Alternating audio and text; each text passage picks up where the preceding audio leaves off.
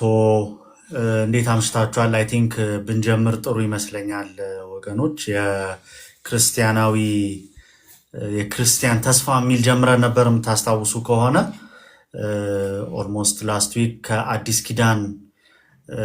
የአዲስ ኪዳን እንዳሰሳ ለማድረግ ሞክረን ነበር። የአዲስ ኪዳን እንዳሰሳ ስናደርግ ከብሉይ ኪዳን ያየናቸውን የአይሁድ እነዚህ ኮመን የሆኑ ሀሳቦችን እሺ ኤቢ እሺ ኮመን የሆኑ ሀሳቦችን ለመመልከት የሞከርነውን ከአዲስ ኪዳን ሀሳብ ጋር ለማያያዝ ሞክረን ነበረ። ሶስት ኮመን የሆኑ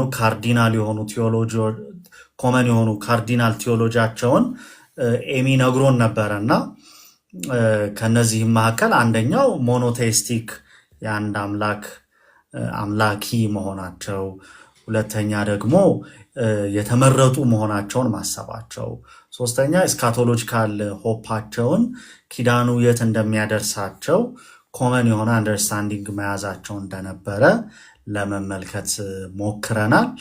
እሱ ደግሞ እንዴት በአዲስ ኪዳን እንደተፈጸመ ፍጻሜውን እንዳገኘ ኢኔዌይ ለማየት ሞክረናል። አሁን ቅዱሳት መጽሐፍትን በተለይ ከወንጌላት ጀምረን ለማየት እንሞክራለን ማለት ነው።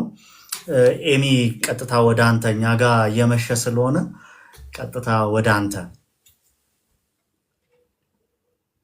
ነው። ማሟሟቅ ትፈልጋለህ? የሚያሟሙቅ ርዕስ ምንድነው? ማሟሙቀው አንተ ነበርክ እንጂ የምታሟሙቀን አንተ ነበርክ የምታሟሙቀን። ዛሬ ስትራፖ ያዘን፣ ቀጥታ እንሩጥበት። እሺ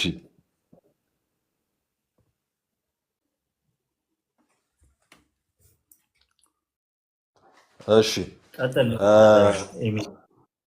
አይ ቲንክ ላስት ዊክ አሁን እንዳልከው ያየናቸው ነገሮች ነበሩ አይደል? እንዲሁ ዝም ብሎ ኦቨርቪው ነገር አዲስ ኪዳን የመጀመሪያው ሳምንት ላይ ባየኑ መሰረት በአዲስ ኪዳን ደግሞ እንዴት ይመስላል የክርስቲያን ተስፋ የሚለውን ነገር እንዲሁ ቅድም ባነሳቸው በአይሁድ ስነ መለኮት ውስጥ ባሉ ዋና ዋና ቴዎሎጂካል አስተሳሰቦች ለማየት ሙከራ አድርገን ነበርና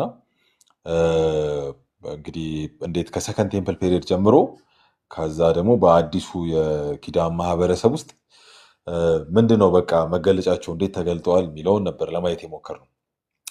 ዛሬም ብናይ በእርግጥ በጣም ብዙ የራቀ ነገር እናደርጋለን ብዬ አላስብም። ግን ዋናው እንትናችን ዋናው ትኩረታችን የአራቱ ወንጌላት ላይ ስለሚሆን ከአራቱ ወንጌላት ጋር በተያያዘ ተስፋ የክርስቲያን ተስፋ እንዴት ሊታይ ይችላል፣ እንዴት ደግሞ ሊገለጥ ይችላል፣ አራቱ ወንጌላት ላይ እንዴት ተብራርቷል፣ እንዴት ሪፍሌክትድ ሆኗል የሚለውን ነገር ነው ለማየት የምንሞክረው እና የመጀመሪያም ሳምንት አይ ቲንክ በጣም ተነጋግረናል ይመስለኛል። ብዙ ጊዜ ተስፋን ወይም ይሄ በቴክኒካል ቃል ደግሞ የስካቶሎጂ ነገረ ፍጻሜን አርቲኩሌት ለማድረግ ለማውራት ምናምን ስንሞክር አንድ አይነት አስተሳሰብ በጣም ይጫነናል አይደል? ይሄ በአሁንና በሚመጣው ዘመን መካከል በጣም ቁርጥ ያለ ላይገናኝ የተለያየ አይነት የሚመስል አስተሳሰብ አለ የኛ ኮንሽስነስ ውስጥ። ልዩ ልዩ አተያዮች ስላሉ በእኛ ዘመን እነሱ ናቸው የፈጠሩት ብዬ አስባለሁ።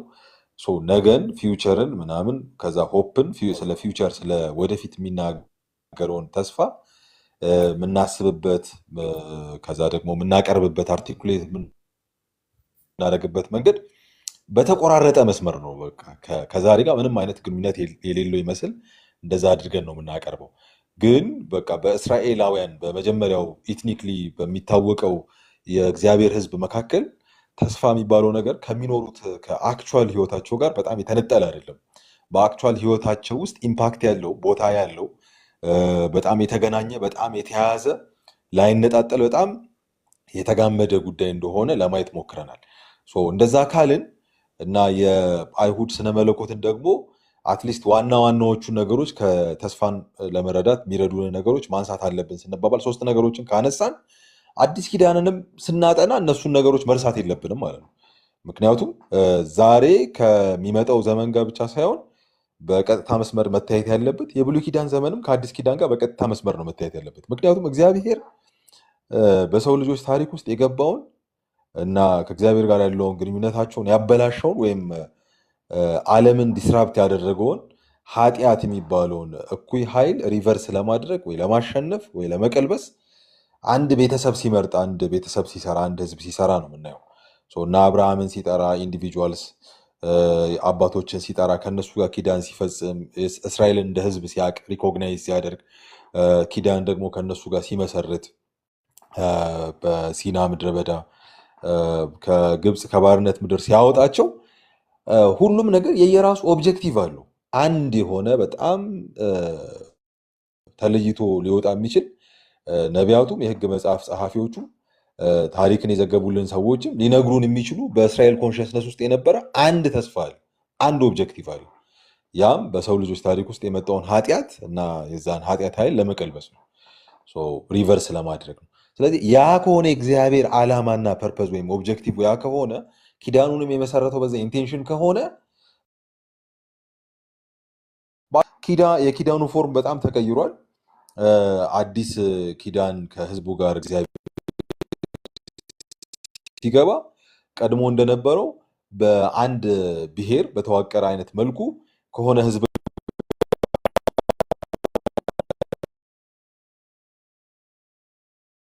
ሳይሆን እንደሱ አይነት ባውንደሪን ሰብሮ በወጣ አዲስ በሆነ መልክ ከዓለም ሁሉ ህዝብ መካከል እግዚአብሔር የራሱን ህዝብ ሲሰራ የራሱን ህዝብ ሲመርጥ ነው የምናየው። ኪዳኑንም የመሰረተው ከዛ ጋር በተያዘ ነው። ኢሴንሻል ልዩነት ግን የለም በኪዳኑ መካከል። በጣም ኢሴንሻል የሆነ ከተስፋ ጋር በተያዘ አርቲኩሌት ስናደርግ በቃ በልዩነት የሚቆም ምናምን አይደለም። በጣም ቀጥ ባለ መስመር ውስጥ የሚታይ እንደቀደመውም ደግሞ ባነሳናቸው ዋና ዋና ነጥቦች ሊገለጽ የሚችል ነው። ስለዚህ በእሱ የሚገለጽ ከሆነ አሁንም ዛሬም እሱን ይዘን መቀጠል እንችላለን ማለት። ሞኖቴስቲክ ነው እምነታቸው። ሞኖቴይዝም በጣም ወይም አንድ አምላክ አምላኪነት ማዕከላዊ ማጠንጠኛቸው ነበር። ከዛ ደግሞ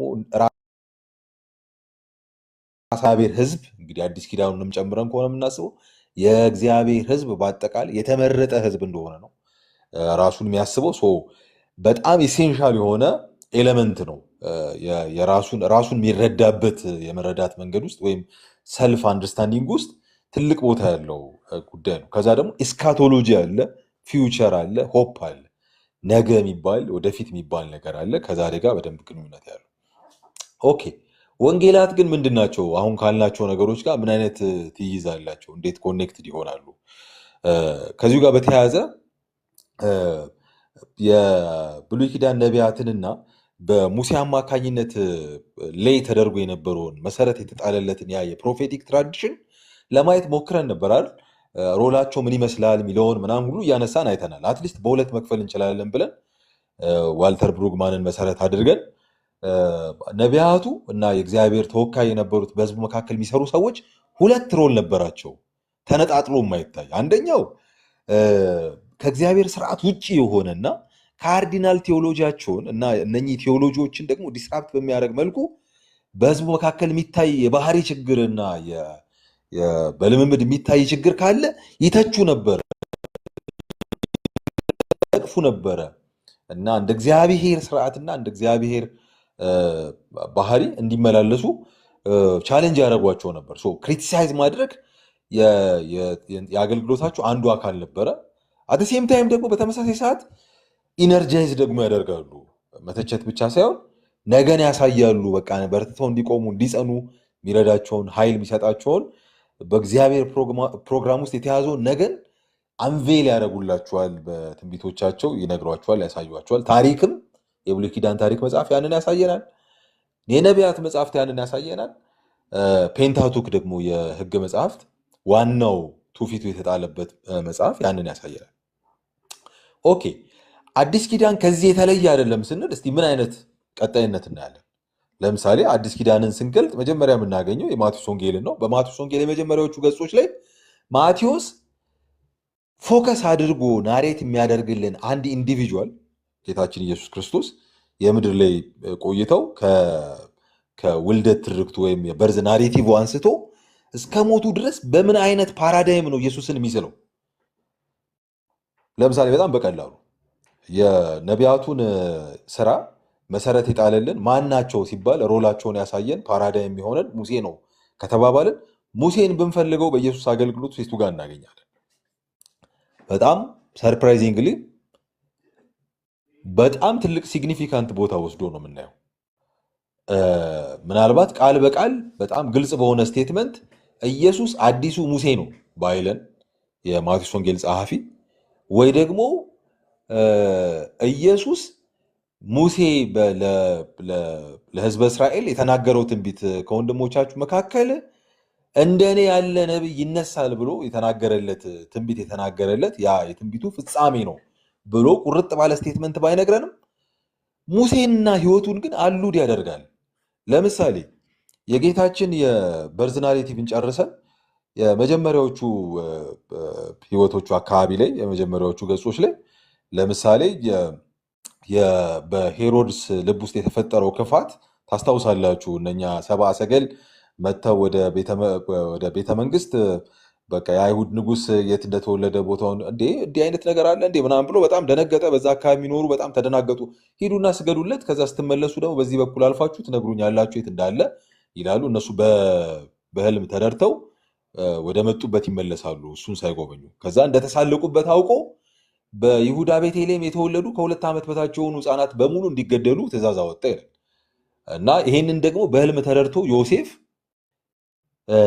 ልጁንና ሚስቱን ይዞ ወደ ግብፅ ወረደ ይላል። እዛ ጋር የማቴዎስ ወንጌል ጸሐፊ ኮመንት ያደርጋል። ልጄን ከግብፅ ጠራሁት ተብሎ በነቢያት መጽሐፍ እንደተጻፈው ይላል።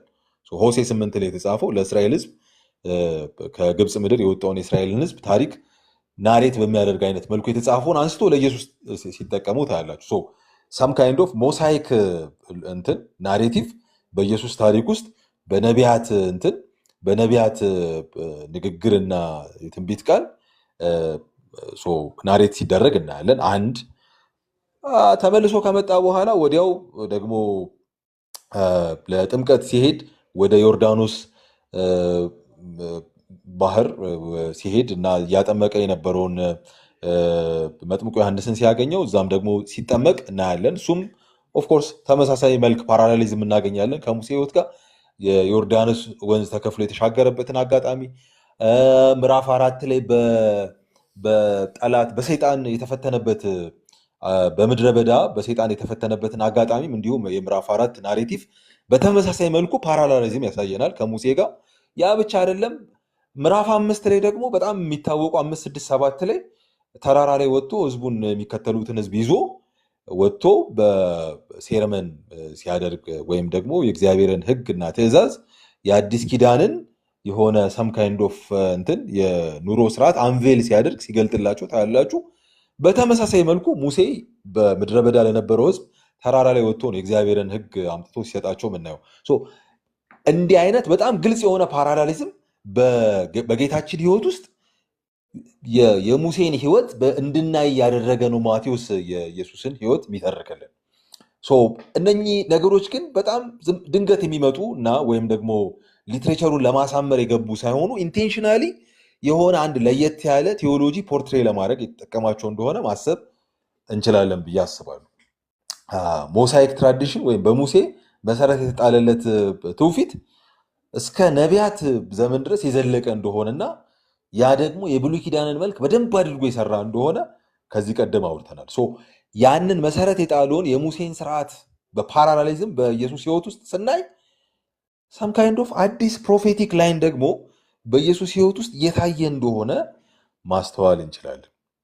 ይሄ እንግዲህ የመጀመሪያዎቹ ገጾች ላይ ብቻ የምናገኘው የሆኑ ታሪኮች ውስጥ ተቀብሮ የምናገኘው ፓራሌል ሂስትሪ ብቻ ሳይሆን አጠቃላይ የጎስፕል ናሬቲቭስ ስናጠና ማቴዎስ ወንጌል፣ ማርቆስ፣ ሉቃስ፣ ዮሐንስንም ስናጠና የምናገኘው በብሉይ ኪዳን ነቢያት ትንቢት ውስጥ በታሪክ መጽሐፍ ውስጥ ደግሞ የተቀመጡ ሪፍሌክትድ የሆኑ የእስራኤል ህዝብን መዳረሻ የሚጠቁሙ ጉዳዮችን በኢየሱስ ህይወት ውስጥ እናያለን፣ በወንጌላት ውስጥ እናያለን። ለምሳሌ የተጠበቀው የእግዚአብሔር መንግስት በጣም ኢሚነንት እንደሆነ በጣም እንደቀረበ አትሃንድ እንደሆነ ጌታችንም ሲናገር ከዛ ደግሞ መንገድ ጠራጊ ሆኖም መጥምቁ ዮሐንስ ሲሰብክ ሲያስተምር ትዝ ይላችኋል ብዬ አስባለሁ። ማቴዎስ ወንጌል ምዕራፍ 3 ያንን ያሳየናል አይደል? መንገድ የሚጠርግ ሰው ነው፣ የበረሃ ማር አንበጣና የበረሃ ማር የሚበላ ምናምን ትንሽ ዊርድ የሆነ አለባበስ ያለው ምናምን ሰው ከምድረ በዳ መጥቶ በዮርዳኖስ ወንዝ አካባቢ እያጠመቀ ፈሪሳውያንና ሰዱቃውያን የሃይማኖት ሰዎች ሲቀርቡት ክሪቲሳይዝ ያደርጋቸው ነበር፣ ይተቻቸው ነበር። እና እናንተ የፉኝት ልጆች ከሚመጣው ጥፋት እንድታመልጡ ማን ነው ያሳሰባችሁ ይላል። እዛ ውስጥ ግን የሚያካትተው አሉድ የሚያደርገው የሆነ አይነት በብሉይ ኪዳን ነቢያት ውስጥ በኤክስፔክቴሽናቸው ወይም እነሱ አንቲሲፔት ባደረጉት ቀድሞ በጠቆሙት ዘመን ውስጥ የሚገለጥ አንድ የበረከት አካል የሆነን ጉዳይ ያነሳል። ለምሳሌ እናንተ እኮ ትመካላችሁ የአብርሃም ልጆች ነን እያላችሁ አብርሃም አባታችን ነው ትላላችሁ፣ ግን እኔ እላችኋለሁ ከነዚህ ከምታዩዋቸው ድንጋዮች እግዚአብሔር ለአብርሃም ልጆችን ያስነሳል ይላል። በጣም ብዙ ማቲያን ስኮላርስ የመጽሐፉ አንባቢያን ወይም ተማሪዎች እንደሚስማሙበት እነሱ ማርጂናላይዝ ካደረጓቸው የኪዳን ወራሾች አይደሉም ብሎ ከሚያስቧቸው ማህበረሰብ መካከል የአብርሃም ልጆችን እግዚአብሔር እንደሚያስነሳ እየተናገረ እንደሆነ ነው የሚታመነው። በኢየሱስ ሕይወት ውስጥም ያየነው ያንን ነው። በጣም በርካታ ቦታዎች ላይ ታምራት ሲያደርግ ታምራቶቹ የእግዚአብሔር መንግስት የመምጣቱ ምልክት ሆኖ ፖርትሬት ሲሆኑ እናያለን። ማቴዎስ ወንጌል ምዕራፍ 12 ትዝ ይላችኋል። ታምር አድርጎ አጋንንት አስወጥቶ ዞር ሲል ፈሪሳውያን መጥተው ይሄማ ይሄንን እኮ የሚያደርገው በአጋንንት አለቃ ነው አጋንንትን እያስወጣ ያለው። እንዴት ነው እንደዚህ የምትሉት? በአጋንንት አለቃ አጋንንትን ማስወጣት ሴጣን ራሱን ያስወጣል። እርስ በእርሷ የምትከፋፈል መንግስት እኮ መጽናት እኮ አትችልም። እኔ ግን በእግዚአብሔር መንግስት ነው አጋንንትን ማስወጣው፣ በእግዚአብሔር መንፈስ ነው። በእግዚአብሔር መንፈስ አጋንንትን ማስወጣ ከሆነ እኮ የእግዚአብሔር መንግስት በመካከላችን ናት ማለት ነው ይላል። ቀድሞ በነቢያቱ የተጠቆሙ የእግዚአብሔር መንግስት በሆነ አይነት መልኩ በመካከላቸው አክቲቬትድ ሆና እየታየች ነበረ ማለት ነው። ትዝ ይላችኋል የኢየሱስን መምጣት ሲጠቁመን የምናየው መንገድ ጠራጊ ሆኖ ቅድም ያነሳውላችሁ መጥምቁ ዮሐንስ በጣም አስደናቂ በሆነ አንድ አጋጣሚ ወደ ወህኒ ተጥሏል። ወደ ወህኒ ተጥሎ ለአንዳንድ መልእክተኞች ጌታችን ኢየሱስ ሲጠበቅ የነበረው መሲህ እሱ እንደሆነ እስቲ ጠይቁት ብሎ መልእክት ሲያስልክ ትዝ ይላችኋል አይደል? ማቴዎስ ወንጌል ምዕራፍ 11 ላይ ጌታችን የመለሰለት ምላሽ ምንድን ነው? በጣም በርካታ ተአምራት እየሆኑ እና ችግረኞች በቃ የበሉ የጠጡ ከተአምሩ ተካፋይ የሆኑ የበረከቱ ተካፋይ የሆኑ መሲሁ በዛ መንፈስ እያገለገለ በህዝቡ መካከል ሰርፍ እያደረገ እንደሆነ ሲነግራቸው ነው የምናየው። ስለዚህ በህዝቡ መካከል ሲጠበቅ የነበረው መሲህ እየተንቀሳቀሰ ነው። የመሲሁን መምጣት ደግሞ ተከትሎ ይመጣው ኢናጉሬሽን ኦፍ ኪንግደም ኦፍ ጋድ የምንለው ኢናጉሬትድ ሆኗል። የእግዚአብሔር መንግስት መገለጥ ፍጻሜውን ተከትሎ ይመጣው የእግዚአብሔር መንግስት መታየት አክቹዋል እየሆነ ነው፣ አፓረንት እየሆነ ነው፣ የታየ ነው፣ የተገለጠ ነው፣ እውን እየሆነ ነው፣ ኤቪደንት እየሆነ ነው በህዝቡ መካከል የሚልን ያሳየናል። ማቴዎስ ወንጌል በጣም በርካታ ምዕራፎች ስለ እግዚአብሔር መንግስት የምታስታውሱት ነው። በጣም ፎከሱ የእስራኤል ህዝብ ስለሆነ እነሱ የነበራቸውን ሬቨረንስ ለእግዚአብሔር የነበራቸውን አክብሮት ተጠቅሞ ነው የእግዚአብሔር መንግስት እየጠቆመ ፖርትሬት ሲያደርግ የሚሞክረው። ለምሳሌ መንግስተ ሰማያት ነው የሚለው በጣም ብዙ ጊዜ የእግዚአብሔር መንግስት እያለ አይጠራም፣ ግን ኢንተርቼንጀብሊ መቀመጥ የሚችለው አንዱ አንዱን መተካት ይችላል። ስለዚህ የእግዚአብሔር መንግስት ምንድናት የሚለውን ሚስጥሩን ሲያብራራ በተለያዩ ምሳሌዎች ሲያነሳ ደግሞ እንደመጣች በህዝቡ መካከል እንደሆነች ታምራትን እየፈጸመ ደግሞ ሲያሳያቸው እናያለን።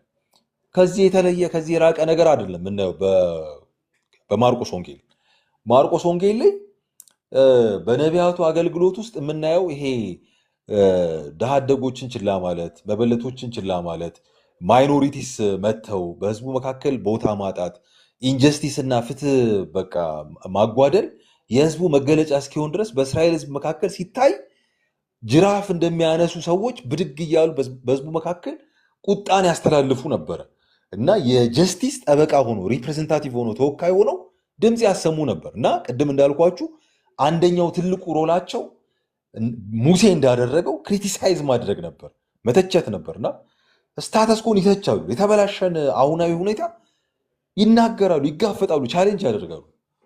እና ቻሌንጅ ሲያደርጉ ግን የእግዚአብሔር ወኪል፣ የእግዚአብሔር ተወካይና የእግዚአብሔር መካከለኛ የእግዚአብሔር ድምፅ ሆኖ በጣም ለየት ባለ መልኩ በማርቆስ ወንጌል ውስጥ የምናገኘው መሲህ ደግሞ የእግዚአብሔር ልጅ ኢየሱስ መተቸትና እነሱን ችላ ያሉትን መቃወም ክሪቲሳይዝ ማድረግ ብቻ ሳይሆን እንደ አውትሳይደር እሱ ራሱ ከእነሱ ጋር ራሱን አይደንቲፋይ ሲያደርግ እናያለን። የጀስቲስና የኮምፓሽን ወይም የፍትህና የርኅራሄን አገልግሎት ኢምቦዲ አድርጎት ተላብሶት መጥቶ ነው የምናየው። እስከ መስቀል ሞቱ ድረስ ኢየሱስ በማርቆስ ወንጌል ውስጥ አገልጋይ ሆኖ ሰርቫንት ሆኖ ኮምፓሽኔት ሆኖ በርኅራሄ የተሞላ የፍትህ አምላክ የእውነት የርትዕ አምላክ ሆኖ ሲያገለግል ነው የምናየው። እና ተከታይ የሆኑትም ሰዎች በዛ ነበር ቻሌንጅ የሚያደርጋቸው። አንዳንድ ጊዜ የእነሱ እውቀት የእነሱ ኦሪየንቴሽን በጣም የተበላሸ ሆኖ እንደ ዓለም ሆኖ ከፍታን ከዛ ኃይልን ስልጣንን ዓለም ፖርትሬ ባደረገችው አይነት መልኩ ሲፈልጉ በመንግስት ስትገለጥ በግራና በቀኝ እንቀመጥ ምናምን የሚል አይነት ጥያቄ ሁሉ ሲያነሱ ይገስጻቸው ነበር። እንደ አሕዛብ አለቆች እኮ እንድትሆኑ አይደለም፣ የእግዚአብሔር መንግስት እንደዚህ አይደለችም፣ የመሲሁ ተከታይ እንደዚህ መሆን አይጠበቅበትም ወይም የለበትም። ያላችሁት አሁን የገባችሁት መንገድ የመስቀሉ መንገድ ነው እና የመስቀሉ መንገድ ደግሞ በነቢያቱ የተጠቆመው የኮምፓሽን የርኅራሄና የፍትህ አገልግሎት እሱን ኢምቦዲ የማድረግ ነው እና ሰፈር እያደረጉ ለሌሎች ራስን መቁረስ ነው፣ ለሌሎች ራስን መስጠት ነው እና አውትሳይደር ሆኖ መጠቆም አይደለም። ስለ ፍትህ መናገር መጋፈጥ ብቻ አይደለም። የማርክ ጂሰስ የማርቆስ ኢየሱስ ሲያደርግ የምናየው እሱ ራሱን አይደንቲፋይ ሲያደርግ። ሉቃስ ወንጌል ከዚህ ምንም የተለየ አይደለም። የሉቃስ ወንጌል እንዲሁ ቅድም እንዳልኳችሁ በብሉይ ኪዳን ነቢያት የተጠቆመ አንድ ዘመን አለ። በጣም አውትስታንዲንግ የሆነ በረከት በህዝቡ መካከል እንደሚፈስ ተናግረዋል። ያ አውትስታንዲንግ የሆነ ወይም የተለየ አውት ብሬክ በህዝቡ መካከል ሲመጣ ከሚመጡ በረከቶች መካከል አንደኛው የጀንታይልስ ኢንክሉዥን ነው፣ ወይም አሕዛብ የሆኑ ሰዎች የበረከቱ ተካፋይ መሆን ነው። ባለፈው ሳምንትም ስናነሳ ነበር። እነ ማቴዎስ እነ ማርቆስ እነ ኢሳያስ እነ ኤርሚያስ እነ ዘካርያስ ሌሎቹም ነቢያት በእስራኤል ትራዲሽን ውስጥ የተነሱ ነቢያት ይህንን ዘመን ሲጠቁሙ የእስራኤል በረከት ማለት ተካፋይ ያለው እስራኤል በሲና ምድረ በዳ የተሰጣት የመጨረሻው የበረከት እንግዲህ የበረከቶች ሁሉ የመጨረሻው ቁንጮ ካህን ሆና ሚንስ ኦፍ ሶሉሽን ሆና የዓለም ህዝብ ሁሉ በረከት ምክንያት የምትሆንበት ያ ዘመን አክቹዋሊ እንደሚገለጥ ነበር ሲናገሩ የነበሩት እና ህግ ከእስራኤል ይወጣል፣ ከጽዮን ትእዛዝ ይወጣል እና ኑ ወደ እግዚአብሔር ተራራ ወደ ያዕቆብ አምላክ ቤት እንውጣ፣ ህግን መንገድን ስርዓትን ያሳየናል እያሉ ይመጣሉ። እነማን? አሕዛቦች። ከዛስ ያ ብቻ አይደለም። የአሕዛብ መምጣት የአሕዛብ ወደ እስራኤል መካከል መጨመር ማለት እነሱ ራሳቸው ለአይሁድ የተሰጠውን በረከት ተካፋይ በሚሆኑበት አይነት ኮንቴክስት ነው ኢንክሉድድ የሚሆኑት። ይህንኑ እውነታ ከእግዚአብሔር መንግስት መምጣት ጋር አስተሳስሮ ሉቃስ ያቀርብልናል።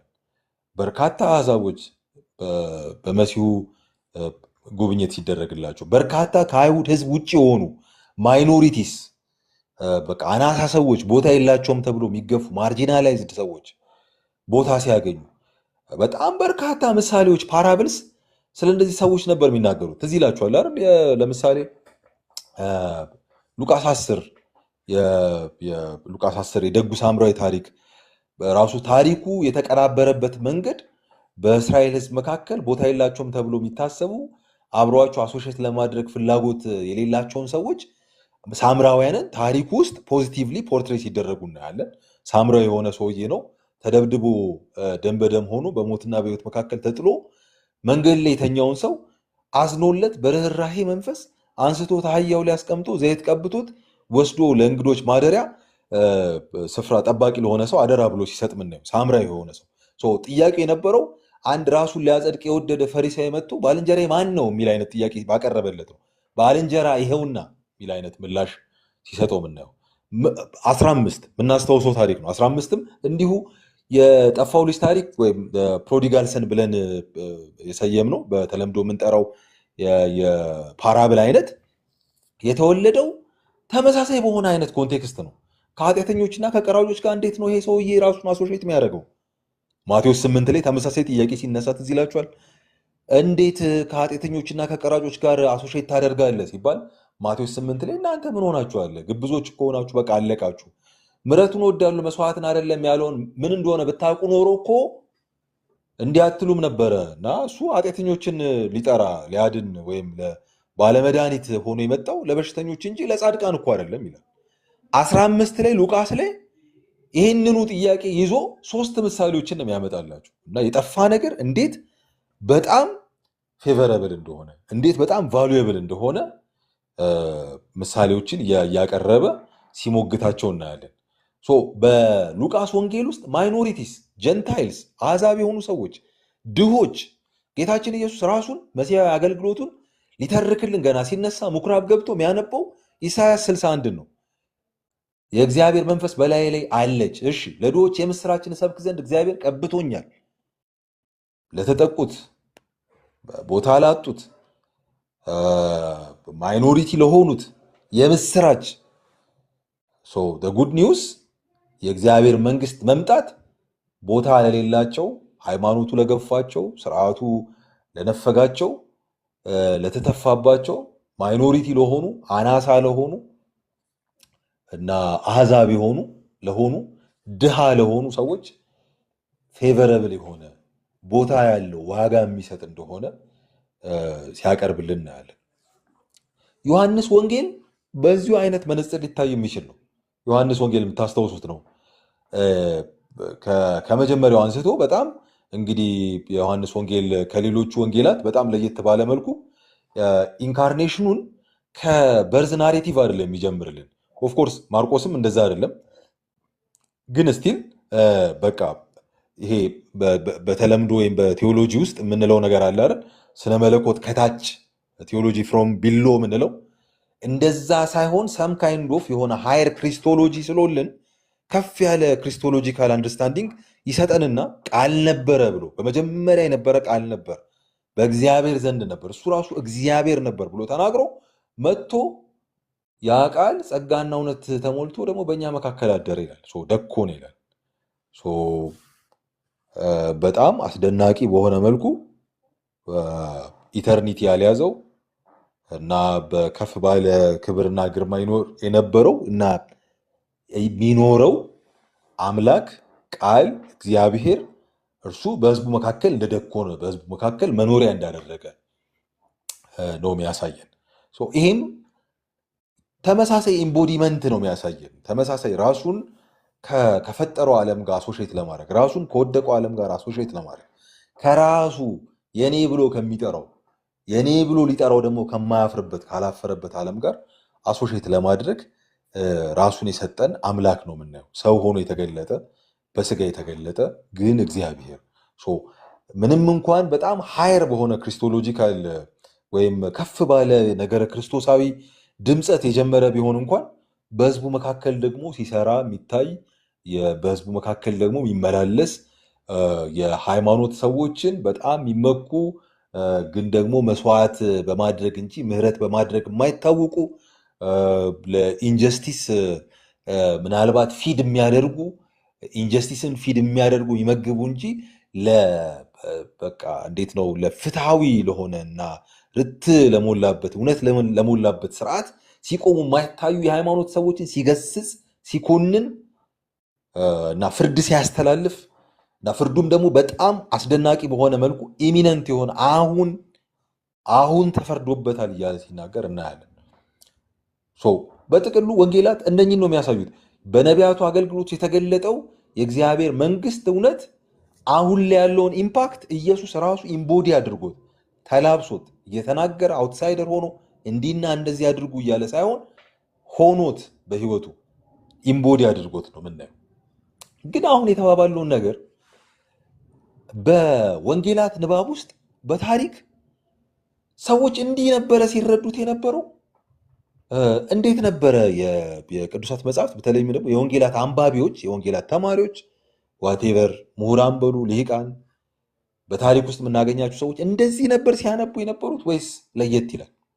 አትሊስት 3 ነገሮችን ለማንሳት እንሞክርና እንጨርሳለን። በታሪክ ውስጥ በጣም ልዩ ልዩ ድምፆች ሲነሱ ወይም ሲሰሙ ነበር። የተለያዩ የመጽሐፉ አጥኚዎች ወይም የመጽሐፉ ተማሪዎች በተለያየ ጊዜ የተለያየ ነገር ተናግረዋል። ለምሳሌ የ18ኛው ክፍለ ዘመን ሊያልቅ አካባቢ እና 19ኛው ክፍለ ዘመን መጀመሪያ አካባቢ ላይ በተለይ ወንጌላት ላይ መሰረት አድርጎ በኢየሱስ ሕይወት ላይ መሰረት አድርጎ ይነገሩ የነበሩ የስካቶሎጂካል ትምህርቶች ኦልሞስት በቃ እንደ በቃ ምንም ቦታ የሌለው ከንቱ ንትርክ፣ ምንም እኮ በቃ ወንጌላቱን ከዚህ አንጻር ማጥናት አይጠበቅብንም። ምክንያቱም ወንጌላቱ ራሱ የሚነግሩን እኮ የተለየ ነገና ፊውቸር የለም። ራሱ በወንጌላት ውስጥ የምናገኛቸው አንዳንድ ወደፊትን የሚጠቁሙ ነገሮች ቬግ ናቸው፣ ምንም ተጨባጭነት የሌላቸው ናቸው የሚሉ ድምፆች ነበሩ። ለምሳሌ አስፈላጊ ከሆነ አንዳንድ እነ ውረደ እነ ሽዋይትዘር ምናምን የሚባሉ በቴዎሎጂ ትምህርት ጥናታችን ውስጥ የምናገኛቸው ሰዎች አሉ። ለምሳሌ እነ ውረደ የሚባሉ ሰዎች ምን ይላሉ? የወንጌላት ጥናታችን ሲሪየስሊ እናጥና ከተባልን፣ በጣም ክሪቲካል በሆነ መንገድ እናጥና ከተባልን የወንጌል ጸሐፊዎች የዘገቡልንን እውነት የትኛው ሂስቶሪካል፣ የትኛው ደግሞ የእምነቱ ሰዎች የፈጠሩት ወይም የጨመሩት ኢንተርፖሌት ያደረጉት ነገር እንደሆነ መለየት አንችልም። ምናልባት እዚህ ያላችሁ አንዳንዶቻችሁ ታውቃላችሁ። ክራይስት ኦፍ ፌዝ ኤንድ ሂስቶሪካል ጂሰስ የሚባል አይነት ክፍፍል ከዛ ዘመን ቀደም ብሎም በእነሱም ዘመን በጣም ይታይ ነበር፣ በጣም ራምፓንት ነበር። በታሪክ ውስጥ ኢየሱስ ማን ነው? ኢየሱስ ታሪካዊ ሰው ነው? ልክ ነው አይደለም ያላቸው ነገሮች፣ በወንጌላት ውስጥ የተጻፉት ነገሮች ሂስቶሪካል እውነትነት አላቸው የላቸውም የሚል ክርክር በጣም ተነስቶ ነበር። በጣም ክሪቲካል ነበረ ስኮላርሺፑ። ክሪቲካሊ ነበረ ቴክስቶቹ የሚታዩት። የዘመኑ መልክ እንደዛ ስለነበረ እና ጽሁፎቹ በሚነበቡበት አይነት መልኩ ስለሆነ ኢስካቶሎጂ የሚጠናው ወይም ነገረ ፍጻሜ ወይም ተስፋ የሚጠናው አይ በቃ ጸሐፊዎቹ ውስጥ የምናገኛቸው ነገሮች ሞስት ላይክሊ በታሪካዊ ኢየሱስ ንግግር ውስጥ የምናገኛቸው አይደሉም ይላል። በርካታ መከራከሪያዎች አሏቸው። የምታውቁት ነው። ጌታችን ኢየሱስ እና ታሪኩ የተዘገበበት የወንጌላት ትርክት ወይም ናሬቲቭ ክርስትና በተጀመረበት ኢንስታንት በዛች ቅጽበት የተጻፈ አይደለም።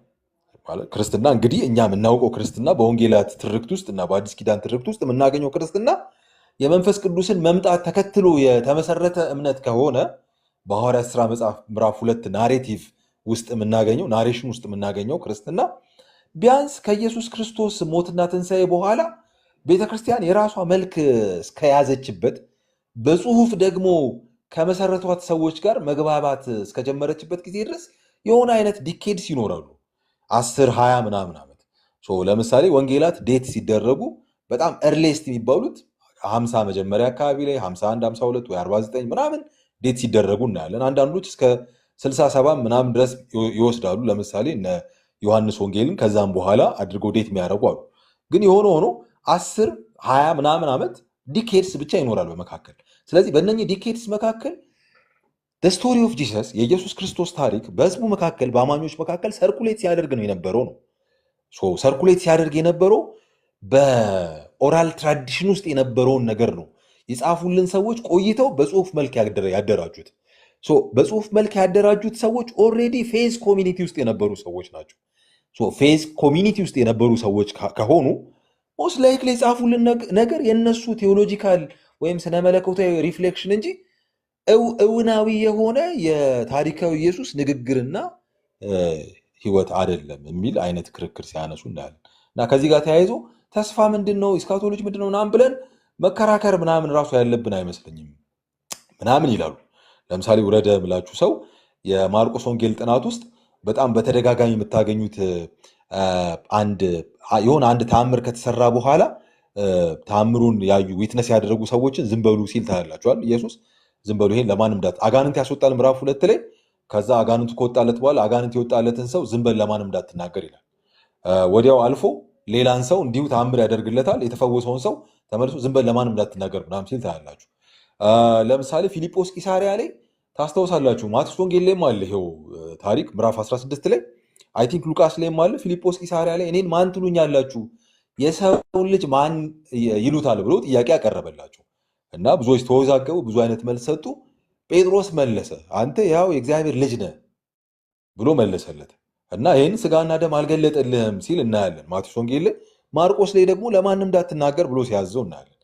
ያ ብቻ አይደለም። ለምሳሌ ማርቆስ ወንጌል ምዕራፍ 9፣ ሉቃስ ምዕራፍ 9 ደግሞ ማቴዎስ ወንጌል ደግሞ ምዕራፍ 17 ላይ አንድ ትዕይንት አለ፣ ትራንስፊገሬሽን የምንለው ወደ ተራራ ወጥቶ መልኩ ያንጸባረቀበት የተለወጠበት ሙሴና ኤልያስ የመጡበት የእግዚአብሔር ምስክርነት ከሰማይ የተሰማበት ምናምን አጋጣሚ። እሱኛው አጋጣሚ በጣም አስደናቂ በሆነ መልኩ ማቴዎስ ወንጌል 17ም ሉቃስ 9 ላይም ይህንኑ ነገር ኢንካውንተር አድርገው ሲወርዱ ነው የምናየው። ምንም አይነት ትእዛዝ ሲሰጣችሁ አናይም። ማርቆስ ላይ ግን ሰርፕራይዚንግሊ ለማንም እንዳትናገሩ ይላችኋል። ስለዚህ አንድ በማርቆስ ወንጌል ውስጥ የተለመደ የተደጋገመ የሚታይ ጽሑፍ ውስጥ አካል የሆነ ዝም በሉ ለማንም እንዳትናገሩ የሚል አይነት ነገር አለ። የማርቆስ ወንጌል መጨረሻ መደምደሚያ አካባቢ ላይ ያ መቶ አለቃ ኢየሱስ በመስቀል ላይ ሆኖ ሲያጣጥር በእርግጥ ይሄ የእግዚአብሔር ልጅ ነው ብሎ ሲናገር እናያለን። ምናልባት እስከ መጽሐፉ መጨረሻ ድረስ መውሰድ የፈለገው በእሱ የቴክስት አሬንጅመንት ውስጥ ቴክስቱን አሬንጅ ሲያደርግ ሲጽፍ ማስተላለፍ የፈለገው ቴዎሎጂ ሳይኖር አይቀርም ይላል ረደ እና ያንን ሜሲያኒክ ሴክሬት ይለዋል። መሲያዊ ዝምታ ልንለው እንችላለን፣ ወይ ሚስጥር ልንል እንችላለን። መሲያዊ ሚስጥር ዝም በሉ እያለ የሚያስጠነቀቃችሁ እና ያንን መሲያዊ ሚስጥር በመጽሐፍ ውስጥ አውቆ ደብቆታል፣ ኢንቴንሽናል በሆነ መልኩ ማርቆስ ስለሆነ የጻፈው። ይሄ የሚያሳየን ጸሐፊዎቹ ሞሮፍ ቴዎሎጂያን ናቸው እንጂ ሂስቶሪያን አይደሉም። ስለዚህ በጣም ቴዎሎጂያን ከሆኑ ሂስቶሪካል አካውንታቸው ታማኒነት እንዳለው አድርገን ማሰብ እና ማንበብ የለብንም ይላል። በጣም ሊብራል የሆነ በጣም ከተለመደው ኮንቬንሽናል ከሆነው መንገድ በተለየ አይነት መልኩ ወንጌላትን የሚያነቡ ሰዎች መካከል አንዱን ያነሳውላችሁ። ሽዋይትዘርም ከዚሁ የተለየ አይደለም። የኢየሱስን የእግዚአብሔር መንግስት አመሰራረትና የሚመጣውን ኪንግደም በሞቱ በትንሣኤ የሚገለጠውን ነገር ኢንቪዥን ሲያደርግ ነበር ኢየሱስ። ያንን ሲያይ ነበር ግን አልተሳካለትም የሚል አይነት ነገር ተናግሮ ያልፋል። በጣም ከዚህም የከፋ በጣም ብዙ ንግግሮችን ወይም ፕሮፖዛሎችን እናነባለን በጣም ሊብራል ከሆኑ የነገረ መለኮት አጥኚዎች። ግን ይሄው አይነት እንቅስቃሴና ይሄውን አይነት ሊብራል አስተሳሰብ የሆነን ዘመን ገዝቶት ብናይም ግን አልቆየም።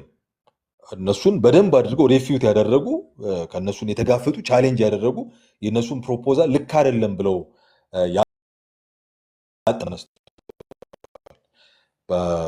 እንግዲህ ስም መጥቀስ ካስፈለገ ለምሳሌ ኩሜል የሚባል ኢናጉሬትድ ኢስካቶሎጂ የተገለጠ ነገረ ፍጻሜ ነው በኢየሱስ ክርስቶስ ሕይወት ውስጥ የምናየው የሚል አይነት ክርክር ያነሱልን ሰዎች አሉ። እና የተገለጠ ኢስካቶሎጂ ነው ማለት ተገልጧል፣ ግን ሊገለጥ ያለ ደግሞ ሌላ ያልታየ ደግሞ አለ። እና ተገልጧል ሲል በነቢያቱ መካከልና በሕዝበ እስራኤል ውስጥ በታሪካዎቻ ውስጥ እንደ ተስፋ የተሰጠ ተስፋ በኢየሱስ ክርስቶስ ሕይወትና ትምህርት ውስጥ በደንብ አድርጎ ኢናጉሬት ተደርጓል፣ ታይቷል፣ ተገልጧል። ቅድም እንዳነሳውላችሁ እውነተኛና አዲሱ መሲህ ሆኖ አዲሱ ሙሴ ሆኖ ፖርትሬድ ሆኗል። ያ ብቻ አይደለም፣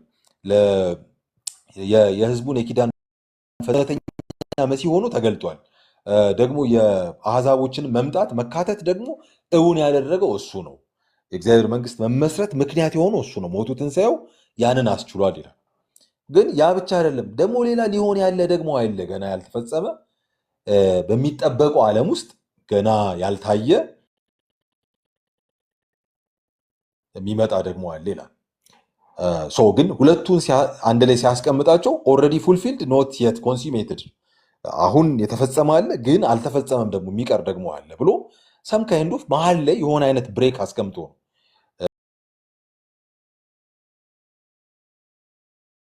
እሱ ብቻ ግን ሳይሆን ሌሎች በርካታ ስኮላሮችም ከዚሁ ጋር ተስማምተው በወንጌላት ውስጥ የተገለጠውን ተስፋ ክርስቲያናዊ ተስፋ ለማሳየት ሙከራ ሲያደርጉ እናያለን። በሶስተኛ ደረጃ በጣም ትልቅ አብዮት ያስነሳ እና ምናልባት አሁንም ድረስ በጣም የሚጠና ብዙ የወንጌላት አጥኚዎችን በጣም ኢንፍሉዌንስ ያደረገ አተያይ ነው። ይሄ ደግሞ የርገን ሞልትማን ታውቁታላችሁ፣ የቴዎሎጂ ኦፍ ሆፕ፣ ከዛ ደግሞ የኢየሱስን መስቀል በሚመለከት ደግሞ በጣም የሚታወቁ ትልልቅ አብዮት ያስነሱ መጽሐፎችን የጻፈ ፕሮፖዛሎችን ያቀረበ ሰው ነው እና ይሄ ሰው እነ ኩሜል እንደሚሉት የሚመጣው ዓለም እና በአሁኑ መካከል ልዩነት ባለው አይነት መልኩ አይደለም ተስፋን ስናይ ከአሁኑ ዘመን ጋር ማየት ያለብን።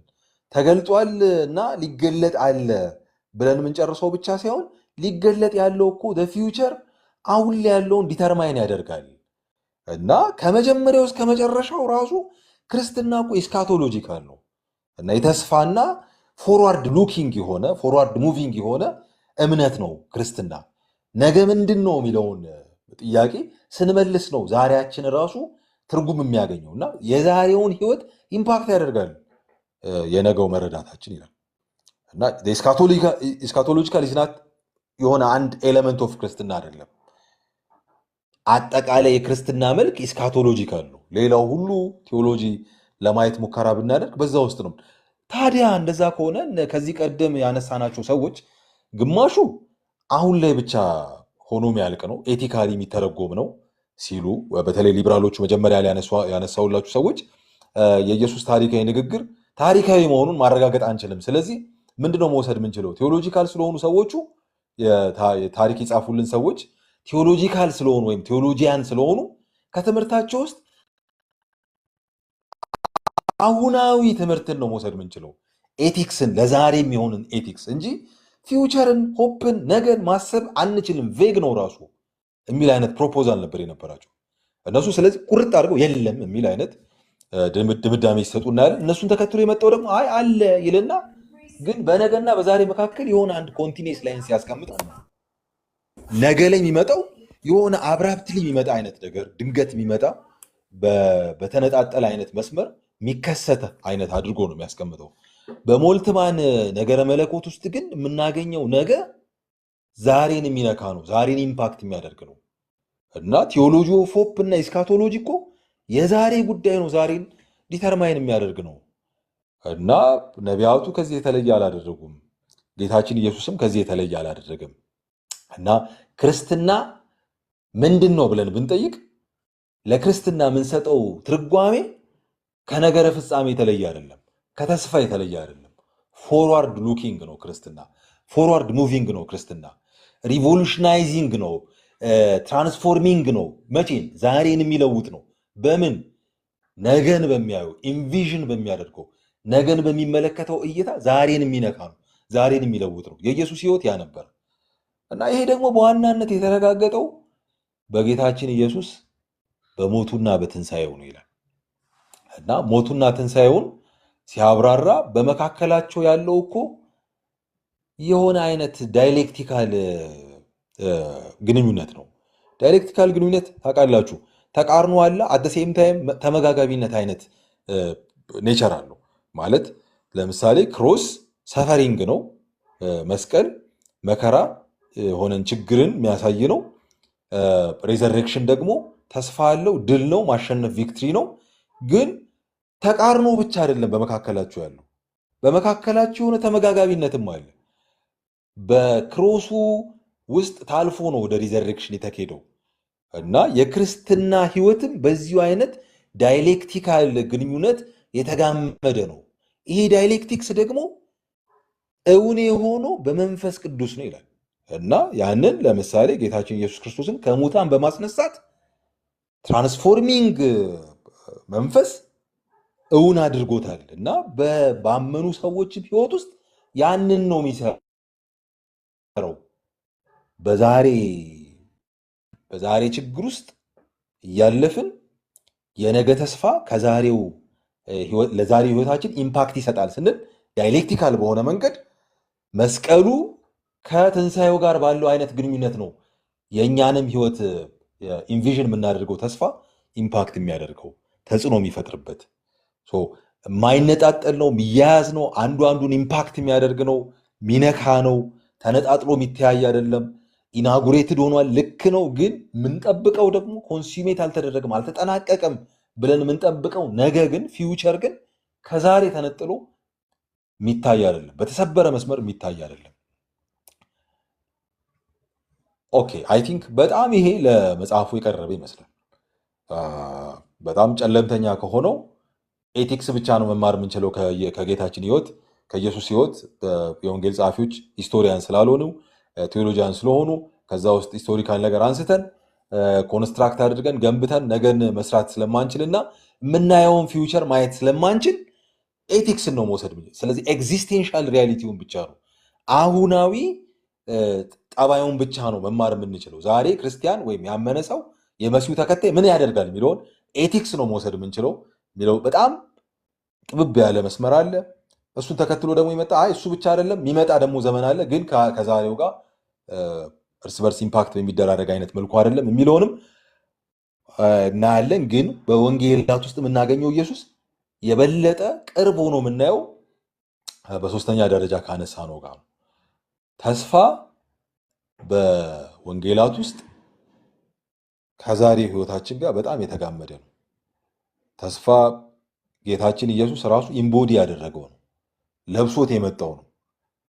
ለወደቀው ዓለም፣ ለተሰበረው ዓለም፣ በኃጢአት ለተጎዳው ዓለም፣ የፍትህ በማጣት ለታመመው ዓለም እውነተኛ ተስፋ ሆኖ የመጣው ኢየሱስ ኢናክት ሲያደርግ ነው የምናየው። ኢናክቲንግ ነው፣ ኢናክት የሚያደርግ ስካቶሎጂ ነው፣ በስራ የተገለጠ ነው እና እኩዩን የሚመታ ነው፣ እኩዩን ቻሌንጅ የሚያደርግ ነው እና ኢምቦዲ አድርጎ ነው የመጣው። ያንን ደግሞ ቻሌንጅ የሚያደርገው ፐርሰናሊቲ ከወደቁት ጋር፣ ከደካሞች ጋር፣ ከድሆች ጋር፣ ከዚህ ዓለም ማይኖሪቲስ ጋር፣ ከተገፉ ጋር፣ ፍትህ ካጡ ሰዎች ጋር ራሱን አይደንቲፋይ በማድረግ የመስቀሉ አምላክ ሰፈሪንግ ሎርድ ስቁዩ ጌታ ራሱን አይደንቲፋይ በማድረግ ነው በነቢያት የነበረውን አገልግሎት ሲገልጥ የምናየው እና ተስፋን ከዛሬው ዘመን ጋር ነጣጥለን የምናየው አይደለም። በተመሳሳይ መንገድ ነው ከዚህ ቀደምም ለማየት ስንሞክር ያነሳ ነው። የኢየሱስም ሕይወት በሶስተኛ ደረጃ ካነሳናቸው የነኚህ ቅዱሳት መጽሐፍት አጥኚዎች ፕሮፖዛል ጋር በተያያዘ የኢየሱስም ሕይወት በብሉይ ኪዳን የነበሩ ነቢያት ሲያደርጉ ከነበሩት የተለየ አይደለም። ክሪቲሳይዝ ያደርጋል፣ ይተቻል፣ አዎ ኢነርጃይዝ ያደርጋል፣ ህዝቡን ደግሞ ለሚመጣ ተስፋ ያነሳሳል። ያንን ሲያደርግ ግን ዛሬ ላይ ኢምፓክት እያደረገ ነው እና ኢምፓክት ደግሞ የሚያደርገው ያንን በመላበስ ነው። በነቢያቱ አገልግሎት ውስጥ የምናየውን ትምህርት እና ሌሰን በመላበስ በመሆን ነው። ኮምፓሽን፣ ርኅራሄ፣ ፍትህ፣ እውነት፣ እሱ ራሱ እውነት፣ እሱ ራሱ ፍትህ፣ እሱ ራሱ ርኅራሄ፣ እሱ ራሱ ፍቅር ሆኖ በህዝቡ መካከል ኢናክት እያደረገ እየሰራ ሲንቀሳቀስ ነው የምናየው። አይ ቲንክ ወንጌላት እናጥና ካልን ከዚህ የተለየ ማንሳት እንችላለን ብዬ አላስብም። ምናልባት በጥያቄ ውስጥ የቀሩ ነገሮችን ማንሳት እንችላለን ብዬ አስባለሁ። እኔ እዚህ ጋር ጨርሳለሁ። ቴንኪዩ ኤሚ፣ ጌታ አብዝቶ ይባርክ። በጣም ጥሩ አድርገህ ነው ፕሬዘንት ያደረክልን የወንጌላትን ከብሉይ ኪዳን ጋር ያላቸውን ሊንክ ከኢየሱስ ክርስቶስ መገለጥና ኢየሱስ ክርስቶስ ኢምቦዲመንት የብሉይ ኪዳን መሆኑን አንስተህ በጣም ጥሩ ተደርጎ ነው ፕሬዘንት የተደረገው። አሮ ነው በነቢያቱ አገልግሎት የተገለጠው ኢየሱስ በህይወቱ ደግሞ ሆኖት ኢምቦዲመንት ሆኖት እንደምንመለከት በደንብ ከአራቱም ወንጌላት በደንብ ቀርቧል ማለት ነው። ከምደጋግም ያልከውን ሪቫይዝ በማድረግ በጣም ወንጌላት ላይ ኢንፋክት ኢንዲቴይል መሄድ ይቻላል። ከዚህም ባሻገር ከዛ እንዴት ስካቶሎጂካሊ እንዴት ተረዱት የሚለውን በደንብ ጥሩ አድርጎ ነው ጃርገን ሳያበዛ የነገረን። ይሄ ፊውቸር ኦፍ ዘ ኪንግደምን፣ ኮንሲስተንት ስካቶሎጂ የሚባለውን፣ ሪያላይዝድ ስካቶሎጂን፣ ኢናጉሬትድ ስካቶሎጂ የሚባለውን እነዚህን በደንብ ጥሩ አድርጎ ነው ፕሬዘንት ያደረገልን።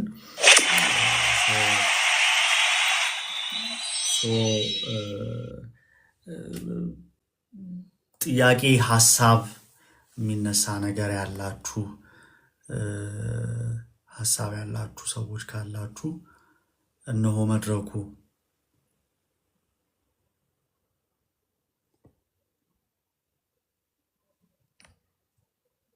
ተጉ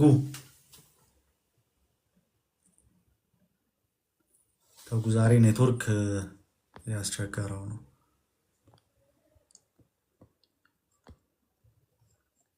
የምታነሱት ጥያቄ ሀሳብ ስትረስ ቢደረግ የምትሉት ነገር ካለ በደንብ ኦልሞስት አራቱንም ወንጌላት በጣም በጥሩ ሰዓት ነው ሃይላይት ለማድረግ የሞከረው እና አዶን ነው። እስኪ የምትሉት ነገር ካለ እንትን እንበል።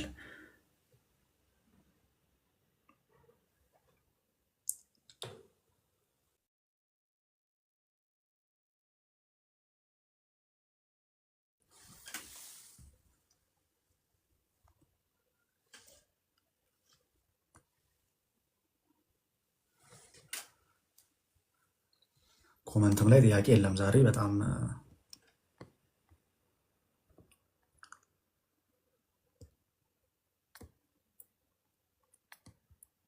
ተኩ ኔትወርክ አስቸግሮታል። አይ ዶንት ቲንክ የቢም ያለ አይመስለኝም። ኤኒዌይስ እኔ የተወሰኑ ፖይንቶችን ለማንሳት ልሞክር። በተለይ ከዚህ ሪያላይዝድ ከሆነው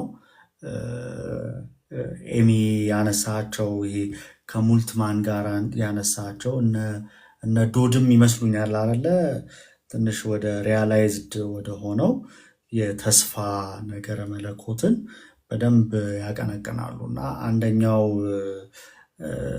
ነጥባቸው በኢየሱስ ክርስቶስ መገለጥ ምክንያት ኢየሱስ ክርስቶስ የእስራኤልን ሪስቶሬሽን በመፈጸሙ ሲኤች ዶድ በመፈጸሙ ምክንያት የእስራኤል ሪስቶሬሽን ራሱ ኢምቦዲመንት በመሆኑ ምክንያት እግዚአብሔር የኃጢአትን ይቅርታ የኃጢአትን ስርየት እርቅን ስለሰጠ ያ ህይወት ደግሞ የሚኖር ራሱ ስካቶሎጂ ይሄ የዘመን ፍጻሜ ስጦታ በመሆኑ ምክንያት የተሰጠው ስጦታ ወይንም እውን የሆነው የእግዚአብሔር መንግስት ከወደፊቱ ኢናጉሬትድ ከሚሆነው ስካቶሎጂ ኢናጉሬትድ ከሚሆነው መንግስት አሁን መኖር የምንችልበትን ልንመላለስ የሚገባበትና ኦንሊ ኤቲካል ብቻ ሳይሆን ያ የተስፋው ህዝብ መሆን ተችሏል የሚልን ሀሳብ አይ ቲንክ ሙልትማን ያነሳሉ እና ምንድነው ኢምፕሊኬሽናቸው የሚለውን ትንሽ ብንቃኝ ብዬ ነበረ። ለእኛ እንደ ስንኖር የኢየሱስ ክርስቶስ መገለጥ ምን አይነት ኢምፕሊኬሽን አለው? አኗኗራችን ላይ፣ ግብረ ገብ ላይ፣ ቅድስና ላይ፣ ፐብሊክ ስኩዌርም ላይ ምን አይነት ምክንያቱም የእግዚአብሔር መንግስት በመገለጧ ምክንያት የሆነ ስለሆነ እሱን እንዴት እንመለከተዋለን? አንደኛው በዛው ተያይዞም ደግሞ ከእግዚአብሔር መንግስት ጋርስ እንዴት ልናየው ይገባልም የሚለውን በዛው ብታነሳም ለማለት ነበር። አይ ቲንክ ኤቢ ኢዝ ኦልሶ ሂር። ስለዚህ እስኪ ሪፍሌክት አድርግ ኤሚ። እንትን አሁን ስናነሳ የዚህ በተለይ ከሙልትማን ጋር አያይዘን መጨረሻ ላይ የነገው መገለጥ ወይ በነገ ውስጥ ያለው የእግዚአብሔር በረከት ከዛሬው ህይወታችን ጋር በቃ ምንም ላይለያይ የተጋመደ ነው። ኢምፓክት ያደርገዋል፣ ዲተርማይን ያደርገዋል። በቃ ፊውቸር ዛሬን ዲተርማይን ያደርጋል የሙልትማን ቴሲስ እና ብዙ ጊዜ የእኛን ቴዎሎጂ ይሄ በተለይ በቃ እንዴት ነው አማርኛውን ስለማል ፕሮፖዚሽናል የሆነው ቴዎሎጂያችን አለ አይደል? ትንሣኤ ምንድን ነው? እንትን ነው። መስቀልስ ኢየሱስ ምንድን ነው? ይሄ ነው። ኢየሱስ ይሄን ይመስላል። ሁ ኢዝ ጂሰስ ዋት ኢዝ ክሮስ ዋት ኢዝ ጋስፐል ምናምን። ከዛ ብቻ ጥያቄዎቻችን ራሳቸው አስዩ የሚያደርጉት የሆነ ፕሮፖዚሽናል መልስን ነው እንጂ ምንድን ነው ብሎ ከዛ ከተግባራዊ ህይወት ጋር የሆነ አይነት ለዛሬው ህይወት ኢምፓክት ባለው አይነት መልኩ ከተግባራዊ ህይወት ጋር ተያያዥነት ባለው አይነት መልኩ እንድንመልስ የሚያደርገን አይደለም ጥያቄዎቹም ከዛ ደግሞ ምላሾቻችንም። አይ ቲንክ እነኚህ ከሊብራሎቹም ተነስተን ራሱ ለማየት ከሞከርን ቻሌንጃቸው ምናልባት ፖዚቲቭሊ ካየን አንድ የምናገኘው በጎ ወይም አዎንታዊ የሆነ ነገር ቻሌንጅ በመደረጋችን ውስጥ የሰጡት ትኩረት ነው። ከኤቲክስ ጋር በተያያዘ ምንም እንኳን በጣም ኤክስክሉሲቭሊ ኤቲክስን ብቻ ላይ ትኩረት ቢያደርጉ፣ ለምሳሌ እነ ቡልትማን በጣም ብዙ ሰዎች የሚያውቁት ቴዎሎጂያን ነው። በጣም ሊብራል እንደሆነ ነው የሚታሰበው። ኦፍኮርስ የጀርመን ፓስተር ነው እና ሬዘሬክሽንን፣ ትንሣኤን ከዛ ሌሎቹንም ደግሞ በአዲስ ኪዳን ዘመን በአዲስ ኪዳን መጽሐፎች ውስጥ የምናገኛቸውን ተአምራቶች ታሪካዊ እውነትነት እንዳላቸው አድርገን ማሰብ የለብንም የሚል አይነት ፕሮፖዛል የሚያቀርብ ነው። ወይም ታሪካዊ አይደሉም ሲል ታሪካዊ አይደሉም የሚልበት ሴንስ በምንድን ነው? በቃ ያን ያህል ትኩረትን መስጠት የለብንም ለእነኚህ ታሪኮች። ከዛ ውስጥ ታሪካዊ ቢሆኑም ምንም የምናገኘው ትምህርት የለም። ይልቁን የሚሰጡን የሆነ አይነት የኤቲካል ትምህርት ነው። ለምሳሌ ኢየሱስ ከሞት ተነስቷል ስንል እኛም የሆነ በአዲስና በተለወጠ ትራንስፎርምድ በሆነ ህይወት እንድንመላለስ የሆነ አይነት አራያ ይቀርጽልናል የኢየሱስ ትንሣኤ። የኢየሱስ ተአምር ማድረግም እንደዛው በቃ ለተቸገሩ ሰዎች የሚኖረንን ኮምፓሽን እንግዲህ ምግብ እያበዛ ምናምን ለሰዎች ሲያበላ በኢየሱስ ኤቲክስ ውስጥ የምናገኘው ትምህርት ለሌሎች ለደካሞች እና ለተራቡ ለድሆች መቆረስ ያለበትን ህይወት ነው እንግዲህ የምንማረው ነው የሚለው። አርአያ ነው ማውጣት የምንችለው። ስለዚህ ለዛ ነው እነኛ እንትኖች ቴዎሎጂዎች ወይም ሚራክልስ ወይም ተአምራቶች ሚቶች ናቸው፣ ሚቶሎጂስ ናቸው። ስለዚህ ዲሚቶሎጂይዝ ማድረግ አለብን። ሚቶቹን አራግፈን ውስጡ የተቀበረውን እንትን እውነትና ትምህርት የሚዘልቅ አሁንን ኢምፓክት የሚያደርገውን ነገር ብቻ ነው መውሰድ ያለብን የሚል በጣም ኤግዚስቴንሻል የሆነ አሁን ላይ ብቻ ተጀምሮ የሚያልቅ እና ፊውቸር ወይም ደግሞ ነገ ውስጥ ምንም አይነት ቦታ የሌለው እና ደግሞ ሌላ የተለየ ደግሞ ሚስጥር ኮሚኒኬት እንደሚያደርግ የማይታሰብ አይነት መልኩ ነው ፕሬዘንት ሲያደርጉ የምናየው። በተመሳሳይ መልኩ ቅድም ያነሳናቸው እነኚህ ነጣጥሎ የሚያዩትም በዛ አይነት መልኩ ነው ሲያቀርቡ የምናየው። ኦፍኮርስ በፊውቸር ውስጥ የተቋጠረ የእግዚአብሔር በረከት እንዳለ ይናገራሉ፣ ግን ዛሬ ላይ ላለው ኢምፓክት ብዙም ፎከስ ሲሰጡ ወይም አቴንሽን ሲሰጡ ትኩረት ሲሰጡ አናይም። ሬዘሬክሽን ውስጥ በዋናነት አትሊስት አንድ 3 አይነት ድምፆችን ማንሳት እንችላለን። አንደኛው ቅድም በጠቀስነው በቡልትማን አይነት መንገድ ውስጥ ሚቶሎጂ ነው። ዲሚቶሎጂይዝ እናድርግና ትራንስፎርምድ የሆነ የተለወጠን አዲስን ህይወት የሚያስተምረንን አራያ ማውጣትና መውሰድ እንችላለን እንጂ ኢየሱስ ተነሳ እንደዚህ ምናምን እያልን ያን ያህል መጨቃጨቅ አይጠበቅብንም። ሂስቶሪሲቲው ብዙም ማተር አያደርግም የሚል አይነት ክርክር ሲያነሳ ነው የምናየው። ከሱ በኋላ ደግሞ አይ አይደለም ታሪክ ውስጥ ራሱ ከተን ብናይ እኮ አይመጣም። ለምሳሌ የኢየሱስ ትንሣኤ የሆነ በአንድ አይሁዳዊ ኢንዲቪጁዋል ውስጥ የሆነ ትንሣኤ ነው። በአንድ አይሁዳዊ ኢንዲቪጁዋል ውስጥ ደግሞ በዛ ህይወት ውስጥ የሚገለጥ ትንሣኤን በአይሁድ እምነትና ስርዓት ውስጥ አናገኝም። በአይሁድ ተስፋ ውስጥ እኮ በትንቢት የተነገረው የኮርፖራል የሆነ የኮርፖሬት ሬዘሬክሽን ነው እንጂ ኢንዲቪጁዋልስ ሬዘሬክሽን የለም። ለምሳሌ እነ ሕዝቅኤልን ሌሎቹንም ይሄ የደረቁ አጥንቶች ሲለመልሙ ምናምን ህይወት ሲያገኙ ህያው ሲሆኑ ኦፍኮርስ የቅርብ አውዱን አጥንተን ለመፍታት ሙከራ ካደረግን ህዝበ እስራኤል ከምርኮ ሲመለስ ያለውን ዘመን ነው የሚናገሩት ፊገራቲቭ በሆነ መልኩ። ግን በተጨማሪም ደግሞ የሬዘሬክሽን የሆነ ሰም ካይንድ ኦፍ ኢንዲኬት የሚያደርጉት ነገር አለ።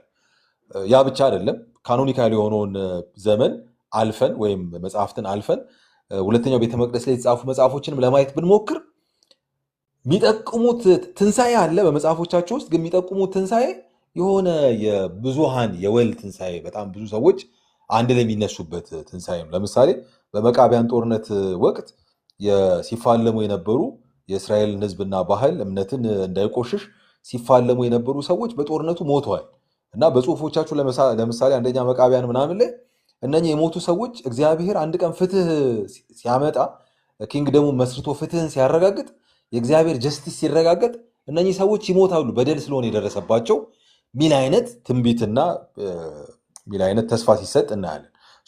በዛ ተስፋ ውስጥ የምናገኘው ኮርፖራል የሆነ ኮርፖሬት ሬዘሬክሽን፣ በጣም ብዙ በርካታ ሰዎች በጦርነቱ ወቅት የተገደሉ ሰዎች እንደሚነሱ የሚያሳይ ወይራስ ክርስትና ላይ ስንመጣ የተነሳው ጌታችን ኢየሱስ ነው እና ጌታችን ኢየሱስ ሲነሳ ከሞት መካከል ይሄንን ለማመን የሚቸግሩ ዲናይ የሚያደርጉ ሰዎች ሂስቶሪካል ነው ብለን ለመውሰድ ብንሞክር እንኳን የነ ቡልትማንን ቴሲስ ትተን ከጀርባ ያለውን የአይሁድን የትንሣኤ አውድ የተከተለ አይደለም።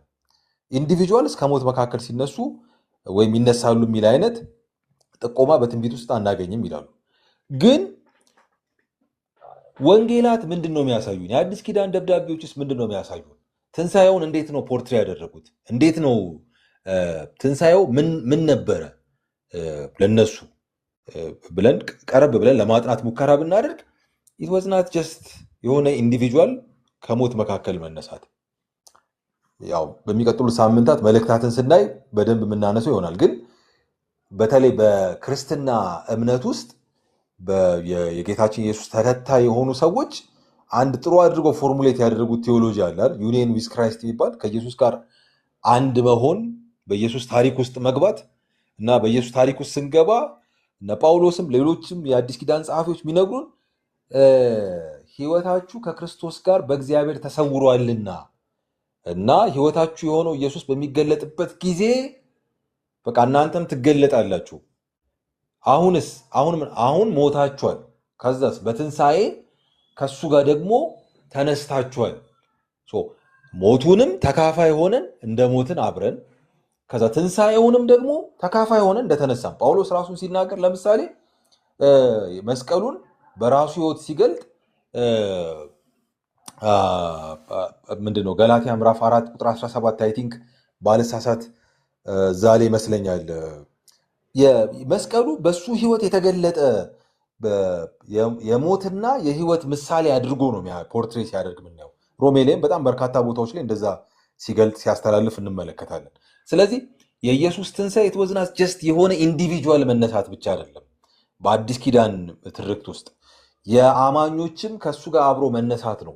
ሪጀነሬሽን በመንፈስ ቅዱስ አማካኝነት የሆነው ሪጀነሬሽን፣ የልብ መታደስ፣ የልብ መለወጥ፣ በአዲሱ ኪዳን ኢፌክት የተደረገው ይሄ መታደስ ሬዘሬክሽን እንደሆነ ነው በወንጌላትም ሆነ በሌሎቹም በመልእክታት ትርክት ውስጥ የምናገኘው። ስለዚህ ዲናይ የሚያደርጉ ሰዎች ዲናይ በሚያደርጉበት መንገድ አይደለም ሬዘሬክሽንን መረዳት ያለብን።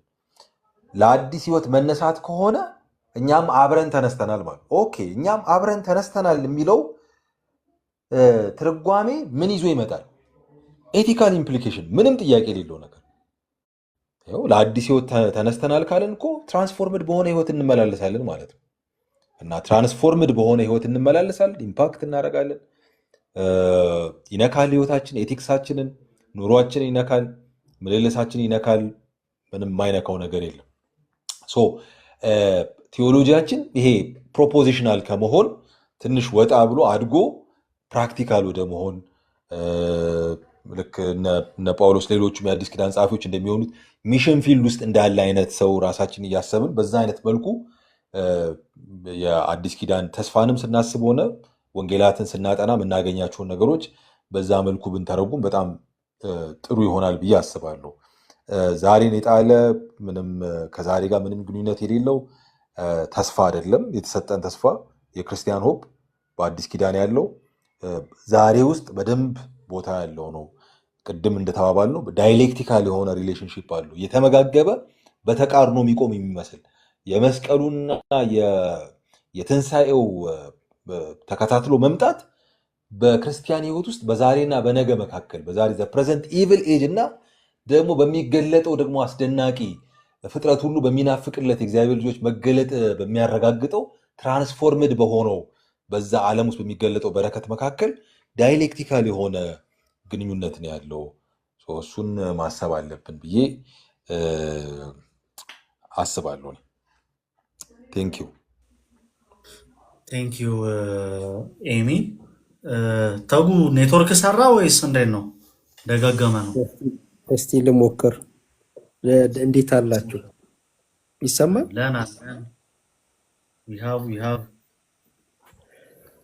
እንዴት ናችሁ ወገኖች? ደህና ናችሁ ወይ? ኤሚ እንግዲህ በስመ አብ አወረደብን እኮ እንግዲህ እግዚአብሔር ይመስገን። እንደው በተለይ መጨረሻ ላይ ለሁለተኛ ጊዜ ስትናገር እኔም እንደዛ አምናለሁ፣ እንደዛ በጣም ኮንቪንስድ ሆናለሁ። ይሄ የትኛውም ትልቅ ነገርም ቢሆን ቢያንስ ዛሬ ትንሽ ጭላንጭል ማየት ወይም በትንሹ ቢሆን መሞከር መቅመስ እንደሚቻል ወይም እንደሚያስፈልግ የአዲስ ኪዳን ነገሮች ያስረዳሉ። እንደዛ ነው የማስበው እኔም።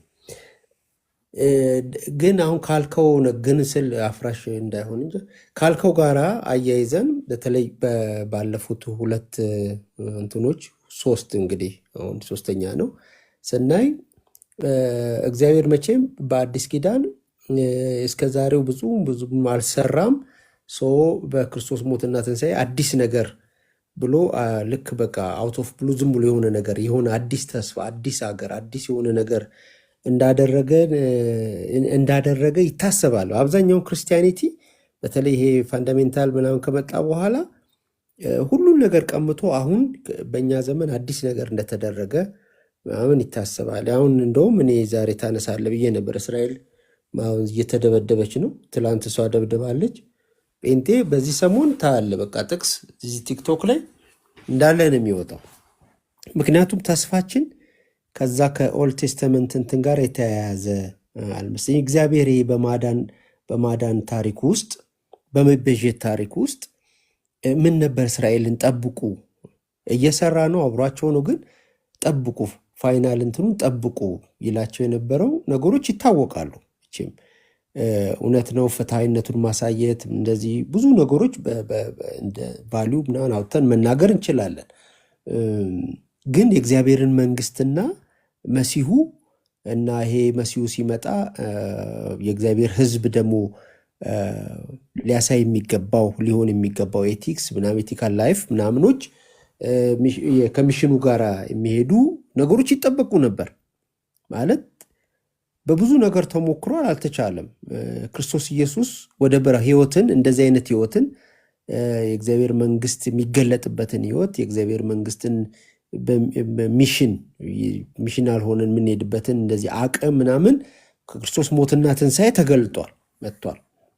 ወንጌላት ቅድምም እንዳልከው ለመጀመሪያ ሲያስተዋውቁን የእግዚአብሔር መንግስት ቀርባለች ብለው በተለይ የማርቆስና ማቴዎስ እንደዚ አይነት እና እንደ እግዚአብሔር መንግስት ቀርባለች ብቻ የእግዚአብሔር መንግስት ጌታውን ባለስልጣኑንም ኢየሱስን እያሳዩ ማለት በእስራኤል ሲጠበቅ የነበረ ነገርን ነው። አንድ ጊዜ ሜይ ቢ ወይ አንድ ቀን እንደገና ይሄ ምን ነበር የእስራኤል ደስታ፣ እስራኤል ምን ነበር ከፊት ወደፊት ያሁን የያዌ መምጣት ምናምን ይላሉ። እንግዲህ የስነ መለኮት ሰዎች እነዚህ ነገሮች ከሆነ ጥቅስ ጋር ሆኖ ነው የሚወሩት። እና አዲስ ኪዳን ሲጀመርም የዚህን የእግዚአብሔር መንግስትን ጌታ ወይም የአዳኙን መሲሁን ስዕልና መሲሁ ይዞት የመጣውን የእግዚአብሔርን መንግስት እውን ያረጋትን ማለት አዲስ አለ አይደለም እውን በመካከላችን በሰው ልጆች መካከል እውን ያረጋትን መንግስት ነው። እና ይሄ አሁን ምንድነው የኔ ጥያቄ? እንደዚህ አይነት ነገሮች ተገልጠዋል። እኛ ደግሞ ከተገለጡ ቅድም ብዙ እንትኖች ብለሃቸዋል። አሁን መልሰው እንደገና እንደ ታሪክ ሲያጠኑት አልሆነም። ታሪክ አይደለም ኤቲካል ነው ምናምን ብለው ሲያጠኑት ደግሞ ትንሽ ይጎመዳል። በጣም እንትን አለው። ይሄ በተለይ ኩዌስት ጂሰስ ሴሚናር ብዙ ጭቅጭቅ አምጥቶ ከጂሰስ ሴሚናር ጋር አብሮ የመጡ ብዙ ነገሮች አሉ። ያው እንዳልከው እኛ አሁን ለእኛ አሁን አማን የክርስቲያን ተስፋ ብሎ ነው እንግዲህ ብለን የጀመርነው ክርስቲያን ተስፋ። አሁን እኛ ምንድን ነን? ወንጌላት እኮ እንደዚህ ነግሯቸዋል። መሲሁ ይህን ይዞ መጥቷል። ግን ሰው ደግሞ ወይ እንዲጠብቁ አድርጓል ወይም ደግሞ በቃ እዛው ጨርሰዋል። አንዳንድ ጊዜ እንደዚህ በጣም የከረረ ፕሬቴሪስት ስትሆን ተስፋው ለካ ይሄ ነበር። በቃ ራሳችንን በጣም ሃይ ኤክስፔክቴሽናችንን በጣም ቀንሰን በዚሁ በሎው እንትን እንሂድ የሚል ሀሳብም ይነሳል።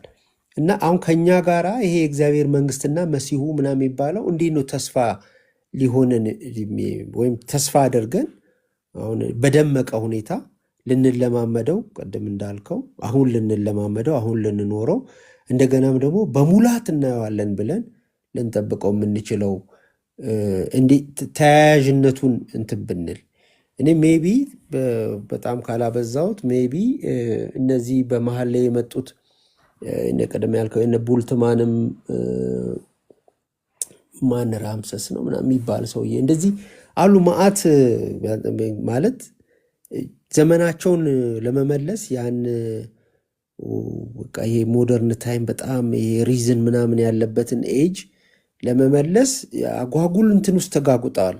እኔ የሚመስለኝ የእግዚአብሔር ክርስቶስን ስጽፍም የመሰለኝ ምንድን ነው አይ መጽሐፉን እንደ አይሁድ አማኞች እንደ መጀመሪያ አይሁዶች ወይም ከዛ በኋላም ደግሞ እንደ ፈርስት ሴንቸሪ አማኞች አለማንበብ ምናምን ይመስል እነሱ የዚህን ያህል ሶፊስቲኬትድ እንትኖች አይሄዱም። ታሪክ ነው ይሄ ሰው የሚሰራው ወይስ ለታሪክ ነው ይሄን ነገር የሚሰራው ወይስ ኤቲክስ እንድንማር ነው ምናምን ሳይሆን በቃ ይህ ዘሜን ዋን የእግዚአብሔር መንግስት አለቃው እሱ ነው፣ ጌታው እሱ ነው፣ የእግዚአብሔር መንግስትን አምጥቷል፣ እሱ ፍትህ ምናምን እንደዚህ ምናምን ነው የሚል የኦልድ ቴስተመንት ትራንስሌሽን አላቸው። እሱን ነገር እያደረጉ ነበረ እንትን ያሉት። ግን እኛ ዘመን እነዚህ አይነት ቫሊዎች ተጥለው እንደ መጽሐፉ ሰዎች አይደለም የምናነበው። በጣም ሰርቻውት እናደርጋለን፣ ክሪቲክሶች ሞልተዋል፣ ቴክስት እንበረብራለን ምንም። ከዛ በኋላ ተስፋው ምኑ ጋር ነው? ተስፋው ምኑ ጋር እንደሆነ ምንም ሂስትሪ ነው የሚሆንብህ። ኢቨን እኮ ሂስትሪ አይደለም እያልንም ቢብሊካል ስተዲስ ተማሪዎችም ቴዎሎጂ ሲስተማቲክ ቴዎሎጂም ነገሩ እንደገና ሂስትሪ ያደርጉታል። ከዛ ሂስትሪን የመጠበቅ ያለመጠበቅ ይሆናል ግድያው። ተስፋው ምኑ ላይ ነው? እንደው ይሄ ነገር ደምቆ እውነት እንደገና ቢታይ የሚለው የኔ ጥያቄ ስለሆነ ነው። ምን እንዴ ነው የእግዚአብሔር መንግስት ቅድም አሁን ሂሬንድ ነው መዳሰስ መቻል አለበት። ለኛ ቬግ መሆን መቻል የለበትም ነው። አዎ አማንዬ፣ አሁን ተስፋ ስንል ተስፋን ብለን ተስፋን ነው ያልነው። አሁን አዲስ ኪዳን አይደለም በእርግጥ አዲስ ኪዳን ከአዲስ ኪዳን ከወንጌላት ነው ተስፋን እያየን ያለው። ግን ምን ነበረ ተስፋቸው? እኛስ ይህን ተስፋ እንዴት ፕራክቲስ እናርግ ወይም እንዴት እንጠብቅ የሚለው ላይ ትንሽ ራሚረሳ ትንሽ እንደገና እንትን ቢሆን ጥሩ ነው። ፕራክቲካል እንዲሆን ማለት ነው።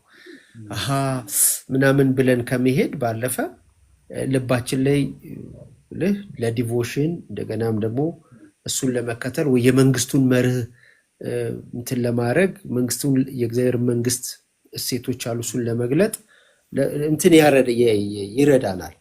እና እሱን ለማለት ነው። በጣም ካንዛዛውት በጣም ይቅርታ። በጣም ጥሩ ነው። ምናልባት ኤሚ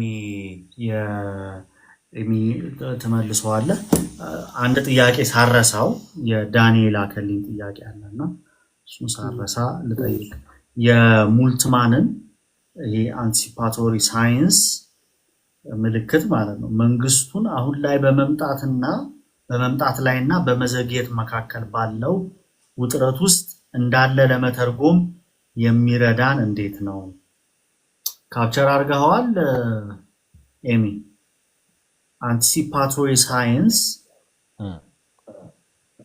አሁን ላይ በመምጣት ላይና በመዘግየት መካከል ባለው ውጥረት ውስጥ እንዳለ ለመተርጎም የሚረዳን እንዴት ነው የሚል ነው የዳኒ ጥያቄ። ቴሌግራም ላይ ልኮልኝ ነው። ምናልባት ቅድም ተጉ ያነሳው ላይ አንድ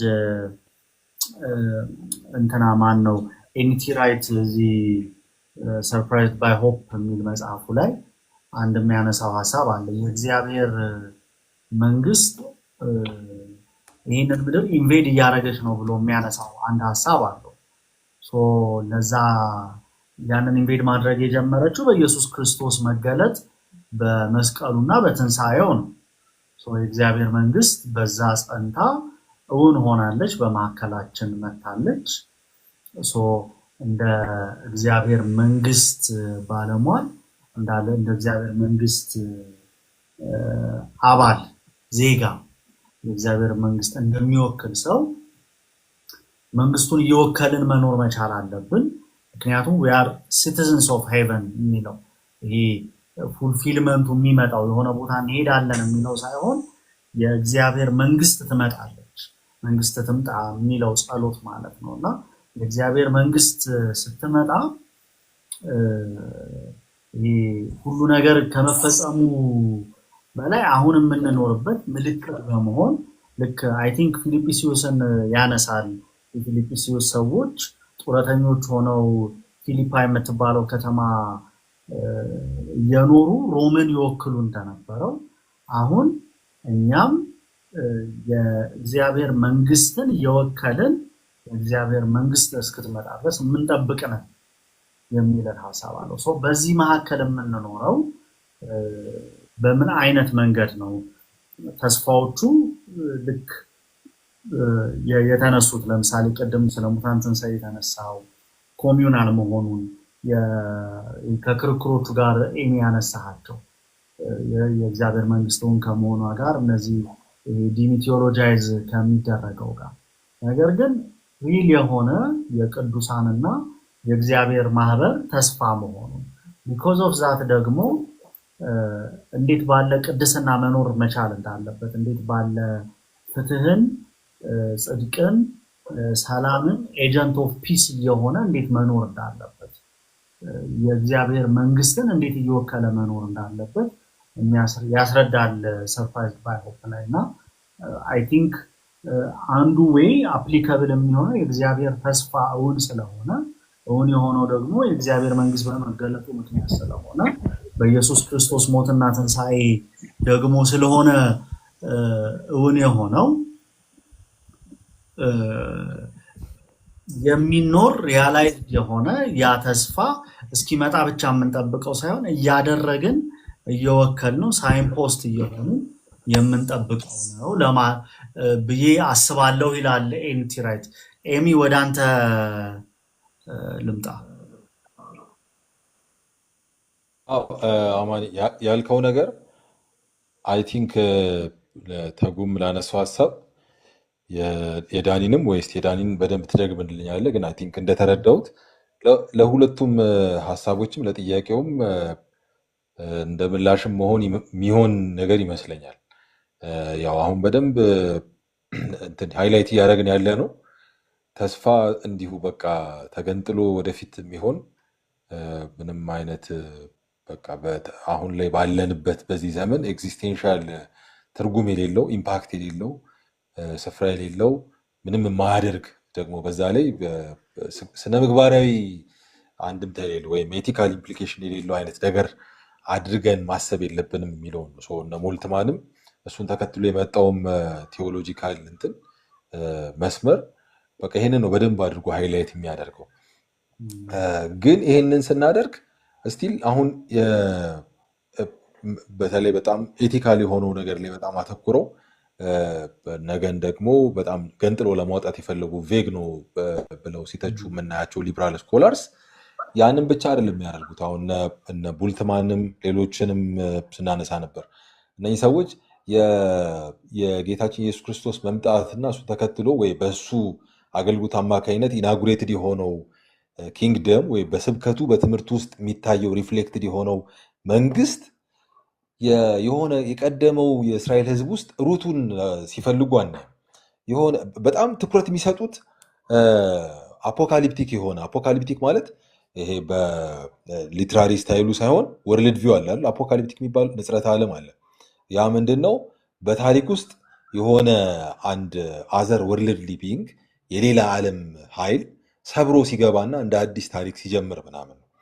ቡልትማንም በዛ አይነት መልኩ ነው ኪንግደም ኦፍ ጋድን የሚተረጉሙ እና ለዛ ነው በህዝበ እስራኤል ወይም ደግሞ በብሉይ ኪዳን በተገለጠው በዛ ኪዳን እና በአዲሱ ኪዳን ወይ በእግዚአብሔር መንግስት በኢየሱስ ክርስቶስ አገልግሎት ውስጥ ግንኙነት ሲፈጥር አናይም።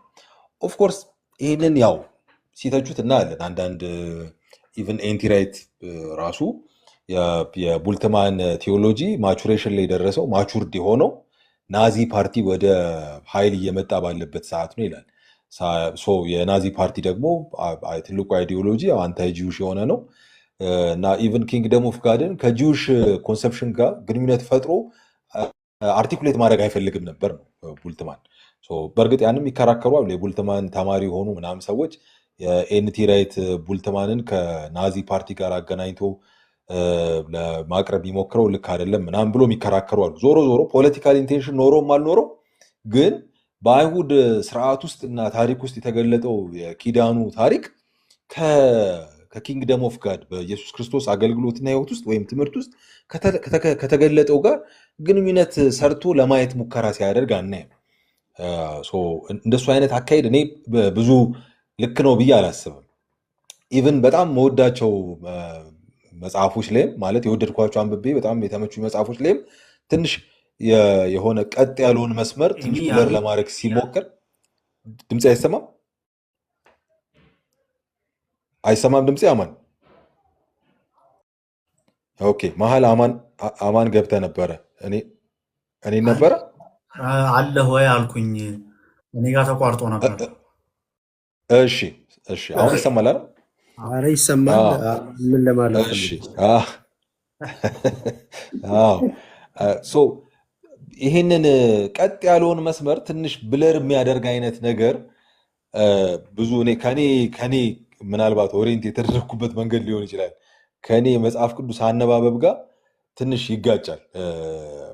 ማለት በዛ አይነት መልኩ መጽሐፍ ቅዱስ የሚያነቡ ሰዎች አሉ።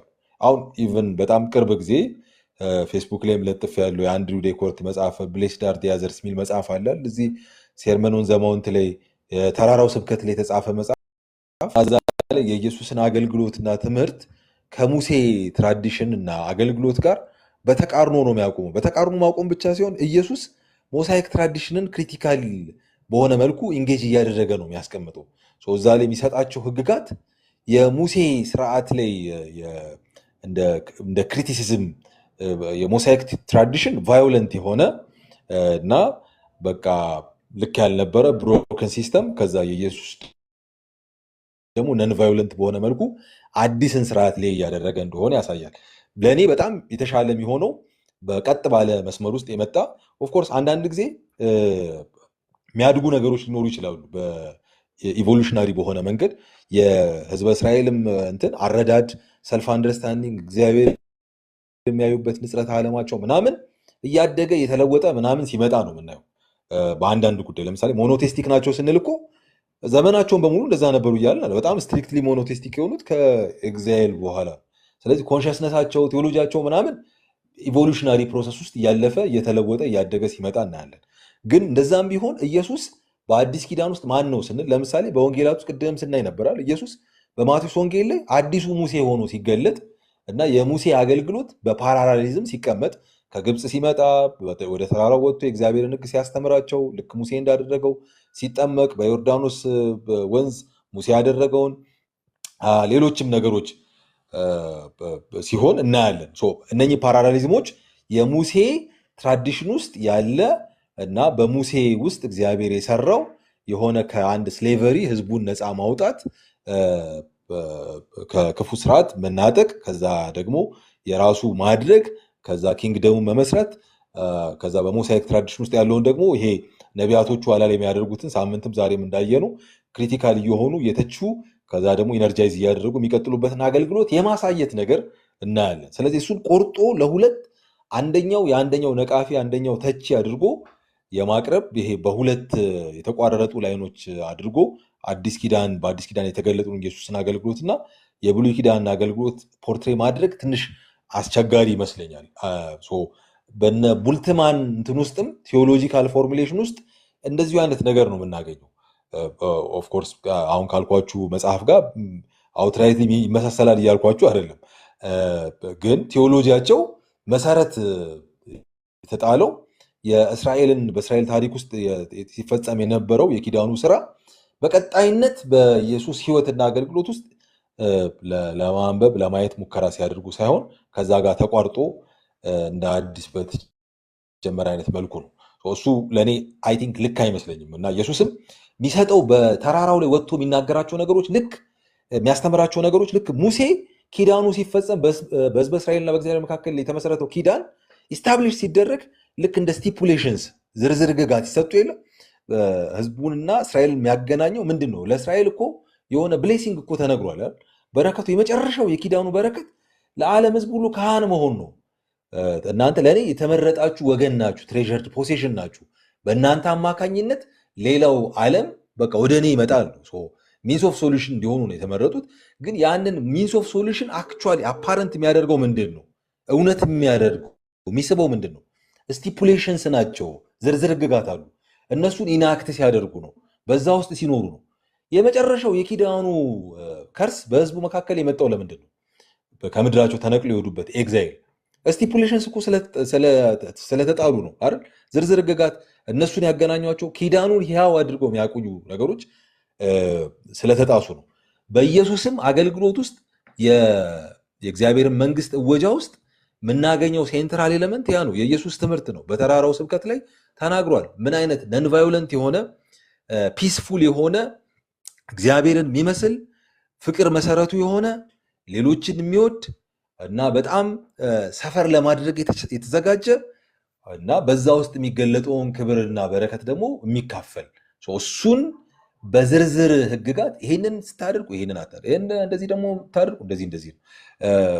እንዲህ የሚያደርጉ ሰዎች ብፁዓን ናቸው፣ እንደዚህ የሚያደርጉ ደግሞ እንደዚህ ናቸው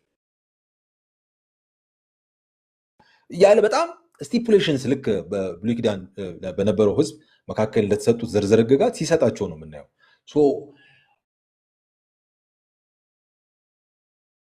ተስፋው ከኤቲክስ እና አሁን ላይ ያለን ህይወት የዛሬውን ስታተስኮ ኢምፓክት ማድረግ ከተሰጠን ተስፋ ጋር ኪንግደሙን ተከትሎ ከሚመጣው ተስፋ ጋር በጣም የተቆራኘ ነው የምንለው። ለዛ እሱ በጣም ማሰብ አለብን።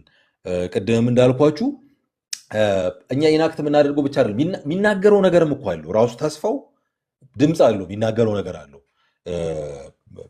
በአማኙና በተከታዩ ህይወት ውስጥ የሚገለጥ ብቻ ሳይሆን ለመላው ዓለም ደግሞ የሚያስተላልፈው መልእክት አለው። ለምሳሌ ሬዘሬክሽን የተስፋው ጠቋሚ ነው ተባባልን አይደል? አሁንም እኮ እንጠብቃለን። በተስፋችን ውስጥ በጣም ዋነኛ ኤሌመንት ነው ሬዘሬክሽን አይደል? የሁላችን በትንሣኤ አካል መገለጥ ኢየሱስ በኩር ሆኖ ተነስቷል። ያ መገለጥና የኢየሱስ በኩር ሆኖ መነሳት ለመላ ዓለም እኮ የሚናገረው ነገር ነበር። ለምሳሌ ሶሾ ፖለቲካል ዓለም ውስጥ ጳውሎስም ሌሎችም ሐዋርያት ጌታ ኢየሱስም በነበረበት ዘመን በግሪኮ ሮማን ወርልድ ውስጥ ሬዘሬክሽን የሚናገረው ነገር ነበሩ። ማለት የመጨረሻው ዌፐን የመጨረሻው መሳሪያ የግሪኮ ሮማን ወርልድ የፖለቲካ ስርዓቱ አስተዳዳሪ የነበረው ዴዝ ነው፣ እጁ ላይ የነበረው ዴዝ ፔናሊቲ ነው ማለት በሞት ነበር የሚቀጠው። እና አሸናፊ አይደለም ሬዘሬክሽን አለ ማለት እኮ ኢየሱስ የዓለሙ ጌታ ነው እያለ ነው። እና የሮም ንጉሥ የሆነው ኔሮ ወይም ዋቴቨር ከሱም ቀድሞ በፊት የነበሩት እነ ቀላውዲዮስ ቄሳር ማናቸውም አይደሉም። የመጨረሻው የእናንተ መሳሪያ እኮ ኦቶሪቲያችሁ ፓወራችሁ የሰጣችሁ ሞት ነው። በእኛ እጅ ደግሞ ትንሣኤ አለ።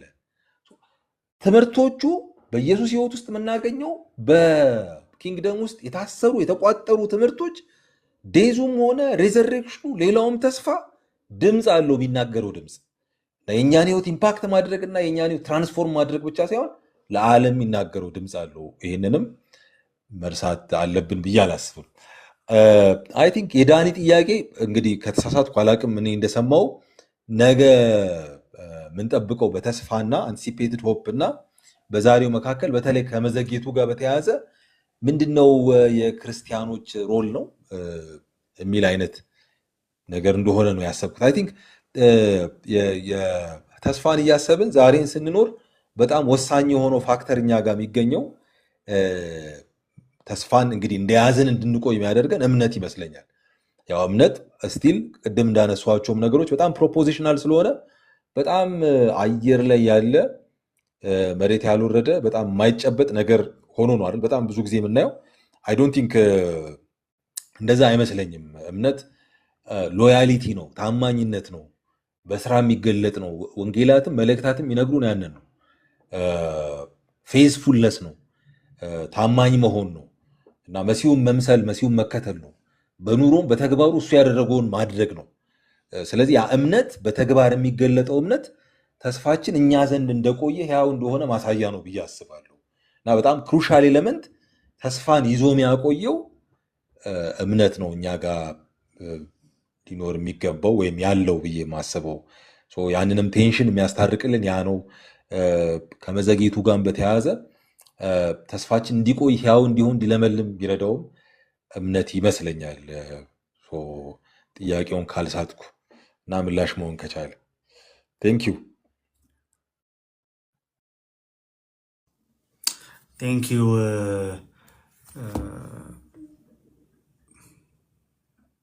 ኤሚ ቴንኪዩ በጣም አይ ቲንክ የዳኒን ጥያቄ ኔክስት ዊክም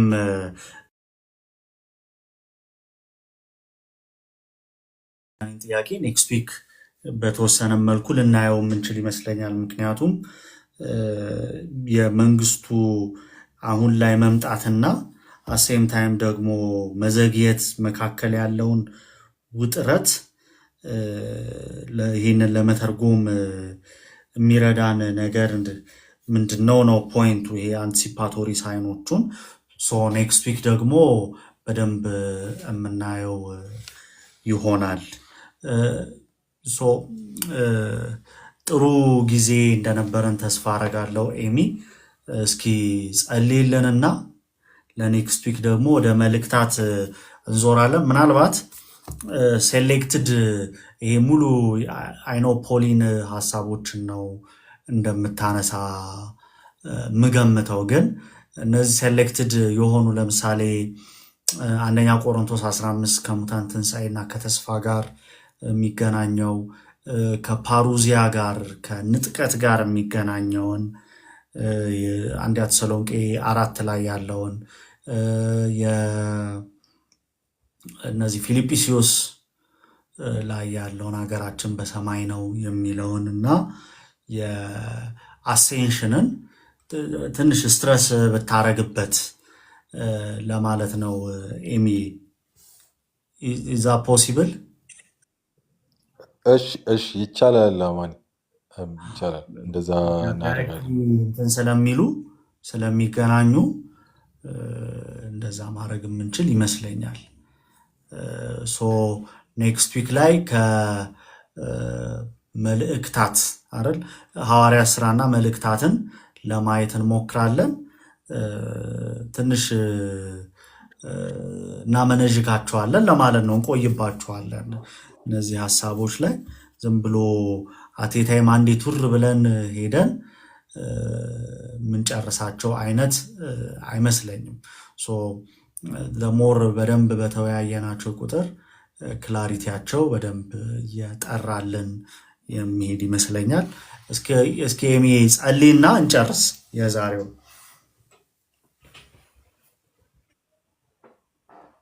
ጌታ ሆይ እናመሰግናለን ስላበዛህልን ምሕረት፣ ስለ ቸርነት፣ ይህንን እድል እንደገና ስለሰጠህን ደግሞ እንድናጠና እንድንወያይ በእኛ ዘንድ ስላስቀመጥከው ተስፋ ይህንን እድል ስላገኘ እናመሰግናለን። ደግሞ የሰጠህን ተስፋ ጌታ ሆይ በጣም የተባረከ በጣም ታላቅ የሆነ ተስፋ ነው።